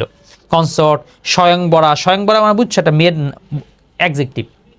স্বয়ংবরা, যেই মেয়ে নিজের বর নিজে চয়েস করে না, বাবা মার লাগে বসে থাকে না। দেখো বাবা মা সারা জীবন বলে যে তোর বর তুই নিজে সরি প্রেম করিস না, আর যখন বিয়ের বয়স হয় তোর কোনো পছন্দ আছে কিংবা হচ্ছে তুই তোর নিজেরটা নিজে পছন্দ করে নেগা, এটাকে বলে স্বয়ংবরা। ভারতের গঙ্গা অববাহিকায় অন্তঃশৈলা নদীর নাম কি, তাই তো। তারপর মূল পাঠ সব থেকে এগুলো থেকে প্রশ্ন আসবে, তোমরা হচ্ছে এইভাবে করে পড়ে নিবা, ঠিক আছে। আর একটা বলি, জ্ঞানমূলক কিন্তু গাইডগুলোতে ফলো করো না, হ্যাঁ ভাই, একদম তোমাদের একদম পাল্লা ধরে হাতে পায়ে ধরতাম, গাইড ফলো করো না, কারণ গাইডের মধ্যে প্রশ্ন যারা করে তারা কিন্তু এই চিন্তাটা স্টুডেন্ট বান্ধব চিন্তা করে প্রশ্ন বানায় না, যে না এই প্রশ্নগুলো করি স্টুডেন্টরা তো উপকার হবে, এরকম না। এই বছরটাতে এই বছর, সেই বছরটা ওই বছর, ওই বছরটা এই বছর দিয়ে যেতে যাচ্ছে। কিছু প্রশ্ন আছে একদম হয়তো এগুলোতে কোনোদিন প্রশ্ন হওয়ার মতন না, একদম কোন একটা প্রত্যেকটা লাইন থেকে খুঁটে খুঁটে এরকম করে প্রশ্ন বানায়, বা এরকম প্রশ্ন তো আসবে না। একটা স্টুডেন্ট চিন্তা করে যে না আমি তো স্যার আমি একদম অনেক ভালো স্টুডেন্ট হয়ে যাবো, আমি সব পারবো, ফাটায় ফেলবো। তো ওই ফাটায় ফেলতে গিয়ে একটা টপিক পরে 7 দিন লাগে, বাকি টপিকগুলো পড়ার সময় আর হয় না। ভাই তোমার বাস্তবতা বুঝতে হবে, তোমার আরও সাবজেক্ট আছে, সবগুলোকে সমন্বয় করে যতটুকু পড়ার সময় হবে তুমি ততটুকুই পড়বা। তো সেই জায়গায় আমাদের যে নোটগুলো আছে সেখানে কিন্তু আমরা এরকম করে বাছাই করা দিছি, ঠিক আছে, বাছাই করে দিছি। এই যে এই বছর এই পরীক্ষা হয়েছে 100% যেমন কমন পড়েছে, প্রুফ সহ দিয়ে দিছি, সমস্যা নেই, তুমি দরকার হলে সেটা দেখে নিবা। আসলে এটা দেখে না, তুমি নিজে একটু কমন সেন্স তোমাদের আছে, 9 10 পড়ে আসছো, সেই সাফারগুলো তোমাদের আছে, তোমরা বোঝো যে কীভাবে করে তোমাকে পড়লে আসলে মূলত কি তুমি পারবা, ঠিক আছে। সব কিন্তু পড়তে হবে না, তোমাকে বাছাই করে কিছু প্রশ্ন পড়বা জ্ঞানমূলক, আমরা সেই কটা বাছাই করে দিয়েছি, তুমি সেই কটাই জাস্ট পড়ে নিও। এবার আসে অনুধাবন। অনুধাবনের মধ্যে এরকম কিছু প্রশ্ন আসে, যেমন আমার ভাগ্যাকাশে মানে ভাগ্যের আকাশে প্রজাপতির সঙ্গে পঞ্চস্বরের কোনো বিরোধ নাই, বাক্যটা তাৎপর্য কী? এই অনুধাবনগুলো প্রশ্নগুলোকে আমি তোমাদের একটা ক্লাস দিয়েছিলাম না, যে পড়াটা বাংলা প্রথম পত্রে ভালো করার জন্য কিভাবে করে কি করতে হবে বলছিলাম না। অনুধাবন সবচেয়ে বেশি প্রায়োরিটি দেবে অনুধাবনকে, কারণ অনুধাবন বুঝলে গল্প বোঝা হয়, জ্ঞানমূলক পারা হয়, এমসিকিউ পারা যায়, ঘর উত্তর করা যায়, এবং শিক্ষককে তুমি যে প্রশ্ন করবে সেটা হচ্ছে অনুধাবন থেকে প্রশ্ন করতে পারো, ঠিক আছে। তো দেখি এই যে মানেটা কি, আমার ভাগ্যাকাশে পঞ্চস্বরের স্বরে প্রজাপতির সাথে পঞ্চস্বরের কোনো বিরোধ নেই মানে কি বলতেছে, দেখো পঞ্চস্বর হচ্ছে প্রজাপতি হচ্ছে বিয়ের দেবতা, কে? তুমিও তোমার বইয়ের মধ্যে এরকম করে লেখা রাখতে পারো, এটা হচ্ছে বিয়ের দেবতা, না সরি ভুল করে ফেললাম, হ্যাঁ বিয়ের দেবতা। আর পঞ্চস্বর হচ্ছে প্রেমের দেবতা। এখন মনে করো প্রেমের দেবতার সাথে যদি বিয়ের দেবতার বিরোধ লাগে, তাইলে তো আর তোমার যার সাথে তোমার প্রেম তার সাথে তোমার বিয়ে হবে না। কিন্তু এখানে বলতেছে যে না, আমার প্রেমের দেবতার সাথে আমার বিয়ের দেবতার মিল হয়েছে, কোনো বিরোধ নাই, বাক্যটি তাৎপর্য হচ্ছে এইটাই। পরের প্রশ্ন, এই দেখো এরকম কিছু প্রশ্ন তোমাকে সবটাই একটা টানতে টানতে বলে দেই। এককালে ইহাদের বংশে লক্ষ্মীর মঙ্গল ঘট ভরা ছিল, মানে এক সময় শম্ভুনাথদের বংশমার্য এত ভালো ছিল, ভালো টাকা পয়সার মালিক তারা ছিল, এইটা ইঙ্গিত করতে এই বাক্যটা বলা হয়েছে। অনুপম তার মামাকে ভাগ্য দেবতার প্রধান এজেন্ট বলেছেন কেন? অর্থাৎ অনুপম মনে করতো আমার যা ভাগ্য নির্ধারিত হবে, অর্থাৎ আমি কোথায় বিয়ে করব কোথায় করব না, আমার বিয়ে ভেঙে যাবে, কে রাখবে কে রাখবে না, মেয়ে দেখা সব কিছু নির্ধারণ করে, আমি কি খাবো কি খাবো না, কি পরবো কি পরবো না, সব নির্ধারণ করে দিবে মামা, তাছাড়া উপায় নাই, সে আমাদের পরিবারের প্রধান, এই জন্য বলছে সে আমার ভাগ্য দেবতার প্রধান এজেন্ট। একে তো বরের হাট মহার্ঘ, তাহার পরে ধনুক ভাঙাপন, এই কথার মানে কি? একে তো মহারের হাট মহার্ঘ বলতে অর্থাৎ সাধারণত ভালো ছেলে পাওয়াই যায় না, কারণ মেয়েদের সংখ্যা বেশি, পুরুষের সংখ্যা কম, তার মধ্যে ভালো ছেলে পাওয়া তো খুব কঠিন। তো একে তো বরের হাট মহার্ঘ অর্থাৎ বিরল, তার মধ্যে মেয়ে পণ করছে না, ভালো ছেলে না পায় সারা বিয়ে করব না, এই জন্য দেখতে দেখতে মেয়ের বয়স বেড়ে গেছে, 15 বছর হয়ে গেছে। মেয়ের চেয়ে মেয়ের বাপের খবরটাই তাহার কাছে গুরুত্বপূর্ণ, এটা কার কথা বলছে? এটা হচ্ছে মামার কথা বলছে। বিয়ে করবে অনুপম, চিন্তা করবে হচ্ছে মেয়ে কেমন হবে না হবে, ও চিন্তা করে মেয়ের বাবার কী অবস্থা, টাকা পয়সা আছে তো, এই যে অর্থাৎ ওর কাছে মেয়ের বাবারটা বেশি গুরুত্বপূর্ণ, কারণ মেয়ে বাবা যদি টাকা থাকে তাহলে শোষণ করতে পারবো, মেয়ে বাবা যদি নরম হয় তাহলে কি করতে পারবো, এই এই কি বলে তাকে দাবিয়ে বা চাপিয়ে রাখতে পারবো। মেয়ের চেয়ে মেয়ে, আচ্ছা ঠিক আছে, এই তো ফুলগুর বালির মতো তিনি আমাদের সমস্ত সংসারটা নিজের অন্তরের মধ্যে শুষিয়া লইয়াছেন। ফুলগু হচ্ছে যেমন চোরাবালি আছে না, চোরাবালি আস্তে আস্তে মানুষকে একদম ভিতরে নিয়ে যায়, তো লেখকও বা অনুভবও বলতে চাচ্ছে যে আমার মামার হচ্ছে এই অবস্থা, আমার মামাও আমাকে একেবারে চোরাবালির মতন আমাদেরকে পুরো ভিতরে নিয়ে নিছে, ঠিক আছে, আমাদের শুষে নিছে। এরপর অন্নপূর্ণার কোলে গজাননের ছোট ভাইটি, ওই যেটা বললাম, যেটা অনুপম যে কতটা আদরে কোলে পিঠে করে মানুষ হয়েছে সেই জিনিসটা এখানে বুঝিয়েছে। ঠাট্টার সম্পর্কটা স্থায়ী করিবার ইচ্ছা আমার নাই। এটা কেন বলতেছে? এটা কে বলতেছে? এটা বলতেছে ওই শম্ভুনাথ সেন। যে মামা যখন বললো না, কি বলেন আপনি গাড়ি রাখবেন, খাওয়াই দিচ্ছেন, বিয়ে না দিয়া আমরা চলেন যে প্যান্ডেলে গিয়ে বসি, কিংবা ওই মঞ্চে বা লগ্নে মঞ্চে গিয়ে বসি, না বলে আপনি বলতেছেন যে গাড়ি ডাক দিবেন। গাড়ি এখন ডাক দিবেন কেন? আপনি ঠাট্টা করতেছেন নাকি? বলছেন না, ঠাট্টা তো আপনি করছেন। বিয়ের সাথে স্যাকটা করে নিয়ে আসছেন সাথে করে পরীক্ষা করার জন্য। চিন্তা করো, মানে এটা কতটা বৃষ্টি একটা বিষয় আশয় হয়, তাই না? এরপর ঠাট্টা তো আপনিই করিয়া সারিয়েছেন, উক্তিটি ব্যাখ্যা করো। ওই যে একই কথা, এটা থেকে এটা আসছে। মামার মুখ লাল হয়ে উঠলো কেন? ওই যে লজ্জায়। শম্ভুনাথ সেন কেন অনুপমকে একটি কথা বলার আবশ্যক বোধ করলেন না? এই যে এটা ভালো একটা বাক্য বলছে। কেন বোধ করলেন না বলো তো? এর মানে দাঁড়াচ্ছে, আর তুই বেড়া, তোর নিজস্ব কোনো ব্যক্তিত্ব নাই, তুই কইতে পারতেছিস না যে তোর মামা কি এরকম এই যে কি বলে গহনা পরীক্ষা করবে কি করবে না, বিয়ে করবি তুই বলতে পারতেছিস না। সে সুতরাং তোমার সাথে আর কথা বলার আর কিছু নেই, বুঝতেই পারছি। জিজ্ঞেস করছিল আগে, বাবা তোমার মামা তো গহনা পরীক্ষা করতে চাচ্ছে, তুমি কি বলো? শম্ভুনাথ অনুমাকে আর কি বলো, চুপচাপ মাথার নিচে দাঁড়ায় আছে। মা বলে আর ও আর কি বলবে। তখনই শম্ভুনাথ বুঝে ফেলছে যে বুঝছি, তোমার থেকে আমার আর পরামর্শ নিতে হবে না, বুঝে ফেলছি বাবা তোমার অবস্থাটা কি। শম্ভুনাথ অনুপমের সঙ্গে মেয়ের বিয়ে দিলেন না কেন? আচ্ছা এটা তোমার পারবা। বাইরে তো সে ধরা দিলই না, তাকে মনেও আনিতে পারিলাম না। ব্যাখ্যা করো। ওই যে এটা হচ্ছে ওই যে বিয়ে করার সময় তাকে তো দিতে পারলামই না, কিন্তু মনের মধ্যে সেই মেয়েটা যে আমার জন্য একটু আমার কথা ভাববে, এই জন্য আমি যে কিছুটা করতে পারছি, এটাও ভাই পারলাম না। সেই সুধাকণ্ঠের সোনার কাঠিতে সকল কথা যে শোনা হইয়া উঠে। অর্থাৎ বলতেছে মেয়েটার কণ্ঠ এতটাই চমৎকার, স্বর্ণের মতন, ও যা বলে সেটাই কি করে স্বর্ণের মতন লাগে। তোমাদের আছে না কিছু ভয়েস শোনার জন্য, তোমরা এরকম গাল করো, ওগো একটা ভয়েস পাঠাও, তোমার ভয়েসটা শোনা কি সকালটা ভাঙতে চাই, রাতটা ঘুমাইতে চাই, এরকম আছে না যে এরকম, তখন এরকম টাইপের ও বাবু শোনা টাইপের জিনিস আসলে ছিল। এই তো আমি জায়গা পাইয়াছি, মানে লাস্টে বলছিল ওই মেয়ে বলছিল না গাড়িতে জায়গা আছে। এটা একটা সুন্দর একটা ম্যাটাফরিক মিলাই ফেলছে কি দারুণভাবে, দেখছো? ওইখানে বলছে গাড়ির জায়গা আছে, আর লেখকই জায়গা আছে দিয়ে কত কিছু মিলাই ফেলছে। তোমাদের একটা বলি যে আমাদের যত বাস স্ট্যান্ডের যত বাস ড্রাইভাররা আছে, সরি বাসে হেল্পাররা আছে, ঠিক আছে, তোমার মনে রাখবা সমস্ত বাস হেল্পাররা হচ্ছে এক একজন কল্যাণী।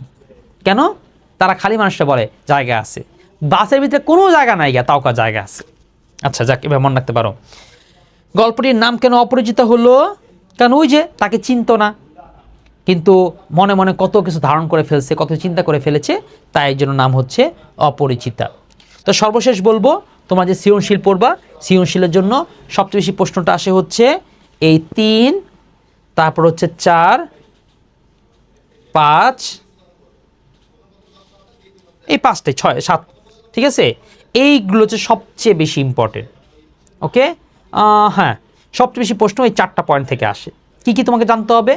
যৌতুকের কাছে মানবিক বোধের পরাজয়। একটা উদ্দীপক থাকবে, উদ্দীপকে হয়তো যে বাবা থাকবে সে চিন্তা করবে আরে আমার মেয়ের তো বিয়ে, কি করা যাক, ও যা টাকা পয়সা চায় দিয়ে দিই, এরকম থাকবে। তাহলে বুঝতে হবে না এখানে অপরিচিত গল্পের বই সাদৃশ্য লক্ষ্য করা গিয়েছে। অনেক সময় থাকবে বাবা কিংবা মেয়ে নিজে কেউ প্রতিবাদ করবে যে না কেন এই সাথে আমরা তো এটা আপোষ করবো না, কোনো টাকা পয়সা দিতে পারবো না, বিয়ের যে সামাজিকতা বা যে নিয়ম আছে সেই নিয়মে বিয়ে করতে হবে, এরকম কিছু থাকবে। তো দেখি যে এই 4টাই থাকবে। তোমরা একটা উদাহরণ দেখা থেকে আমরা প্রশ্ন করে শুদ্ধ করতে পারি। নাম অনামিকা, সে তার পিতামাতা সহ পরিবারের সকলকে জানিয়ে দিয়েছে বিয়ের বাজারে সে পণ্য হতে চায় না, মানে আমার বিক্রি করবা কিনবা, আমি কয় টাকা কত হইলে আমার নিবে, এটা হতে চাই না। যোগ্যতা থাকলে নিবে, না হলে নিবে না। এলাকায় ছড়িয়ে থাকা তার পিতামাতা পড়েছে দুশ্চিন্তায়। সম্প্রতি সরকারি চাকরিতে যোগদানকারী পাশের গ্রামের উচ্চশিক্ষিত তরুণ বিবেক রায় অনামিকাকে বিয়ে করার সিদ্ধান্ত গ্রহণ করে। তার বাবা সিদ্ধেশ্বর রায় বিপুল পরিমাণ যৌতুক নিয়ে ঘণ্টা করে ছেলের বিয়ে দেবেন ভেবে রাখলেও বিবেকের ইচ্ছা ও কঠিন সিদ্ধান্তে কোনো প্রকার শর্ত ছাড়াই অনামিকার বাবার কাছে ছেলের বিয়ের প্রস্তাব নিয়ে যায়। এই দেখো এখানে আবার উল্টো পাচ্ছি যে এখানে ছেলের বাবা যে সিদ্ধেশ্বর রায় সাথে কার মিল আছে? মামার মিল আছে। কিন্তু বিবেক রায় কি অনুপমের সাথে মিল আছে? না, অনুপম তো কোনো প্রতিবাদ করেনি, কিন্তু বিবেক রায় প্রতিবাদ করেছিল। তো বিবেক অনামিকার শুভ বিবাহ সম্পন্ন হয়। এই দেখো এখন পদ্য আসবে। উদ্দীপক অনামিকা অপরিচিতা গল্পের কল্যাণী চারিত্রিক বৈশিষ্ট্য লেখো, বলবা সেম একই, তাই না? যদি বল ভিন্নতা নিরূপণ করো, কি কি ভিন্নতা পাওয়া গেল? ভিন্নতা হচ্ছে এরকম যে বিয়ের পরে সে হচ্ছে অনামিকা বা কল্যাণীর সিদ্ধান্ত নিয়েছে, কিংবা তার বাবা সিদ্ধান্ত দিয়েছে কিন্তু এইখানে স্বয়ং অনামিকাই হচ্ছে মূল মাস্টার মাইন্ড। সে নিজে আগে বলে দিছে আমি কিন্তু পণ্য হতে চাই না। বিবেক রায় অপরিচিত গল্পের অনুপমের চেয়ে কার্যত অধিক সফল। এটা আবার কি? এই যে আসলে তো অনুপম সে তার নিজের সিদ্ধান্তটাও জানাতে পারে না যে মামা জানি কি বলবে, মামা বাসা বললাম পিটাইব মারবো মনে হয়, এত বড় দামড়া ছেলে, অর্থে মানে 5-6 বছরের বড়, ওর ভয় পায় মামারে। তো এ থেকে বিবেক রায় কার্যত অধিক সফল, কারণ সে এখন টাকা নেয় নাই কিন্তু সারা জীবনের জন্য তো মেয়েটা থেকে পাইছে, তাই না? আরও বড় সম্পদটা সে তাহলে পেয়েছে। ঠিক আছে, তাহলে আর আলোচনা করার কিছু নাই।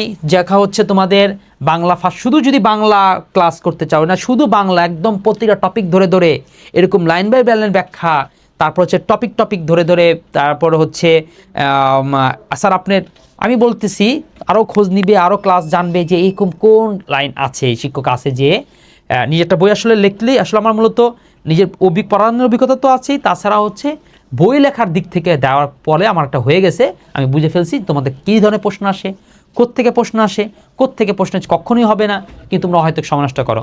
তো অনেক কথা হলো, দেখা আমাদের হবে অন্য অন্য আরও ক্লাসে। দেখো এই যে বাংলার জন্য 27দের 28দের সবার জন্য কিন্তু কি আছে, আমাদের এরকম কোর্সের ব্যবস্থা আছে। ঠিক আছে, যাক তাহলে আমরা আর এমসিকিউ আলোচনা করলাম না, তাহলে ক্লাসটি অনেক বড় হয়ে যাবে, এমনিতে এখন অনেক বড় হয়ে গিয়েছে। তবে শুধু এমসিকিউ আলোচনা না, প্রতিটা টপিকে আলোচনার শুরুতে আমাদের নোটটা দেখো, আলোচনার শুরুতে আমাদের একটা প্রথম নোট থাকে যে কোন 3 পয়েন্ট বা 5 পয়েন্ট বা টাইপের প্রশ্ন হয়, কিংবা কি জানলে পরে তুমি সব ধরনের এমসিকিউ উত্তর করতে পারবা। এটাকে আমরা নাম দিয়েছি মাস্টার নোট। আমাদের সম্পর্কে আরও ডিটেলস জানো, বুঝো, শিখো, দেখো, সাথেই থাকো। ততক্ষণ পর্যন্ত সুস্থ থাকো, দেখা হবে অন্য একটা নতুন কোন টপিক নিয়ে। আর কমেন্টে তুমি কোন টপিকের ক্লাস আরও দ্রুত বা ফ্রি ক্লাস চাচ্ছ সেটা জানিয়ে দাও। আল্লাহ হাফেজ, আসসালামু আলাইকুম।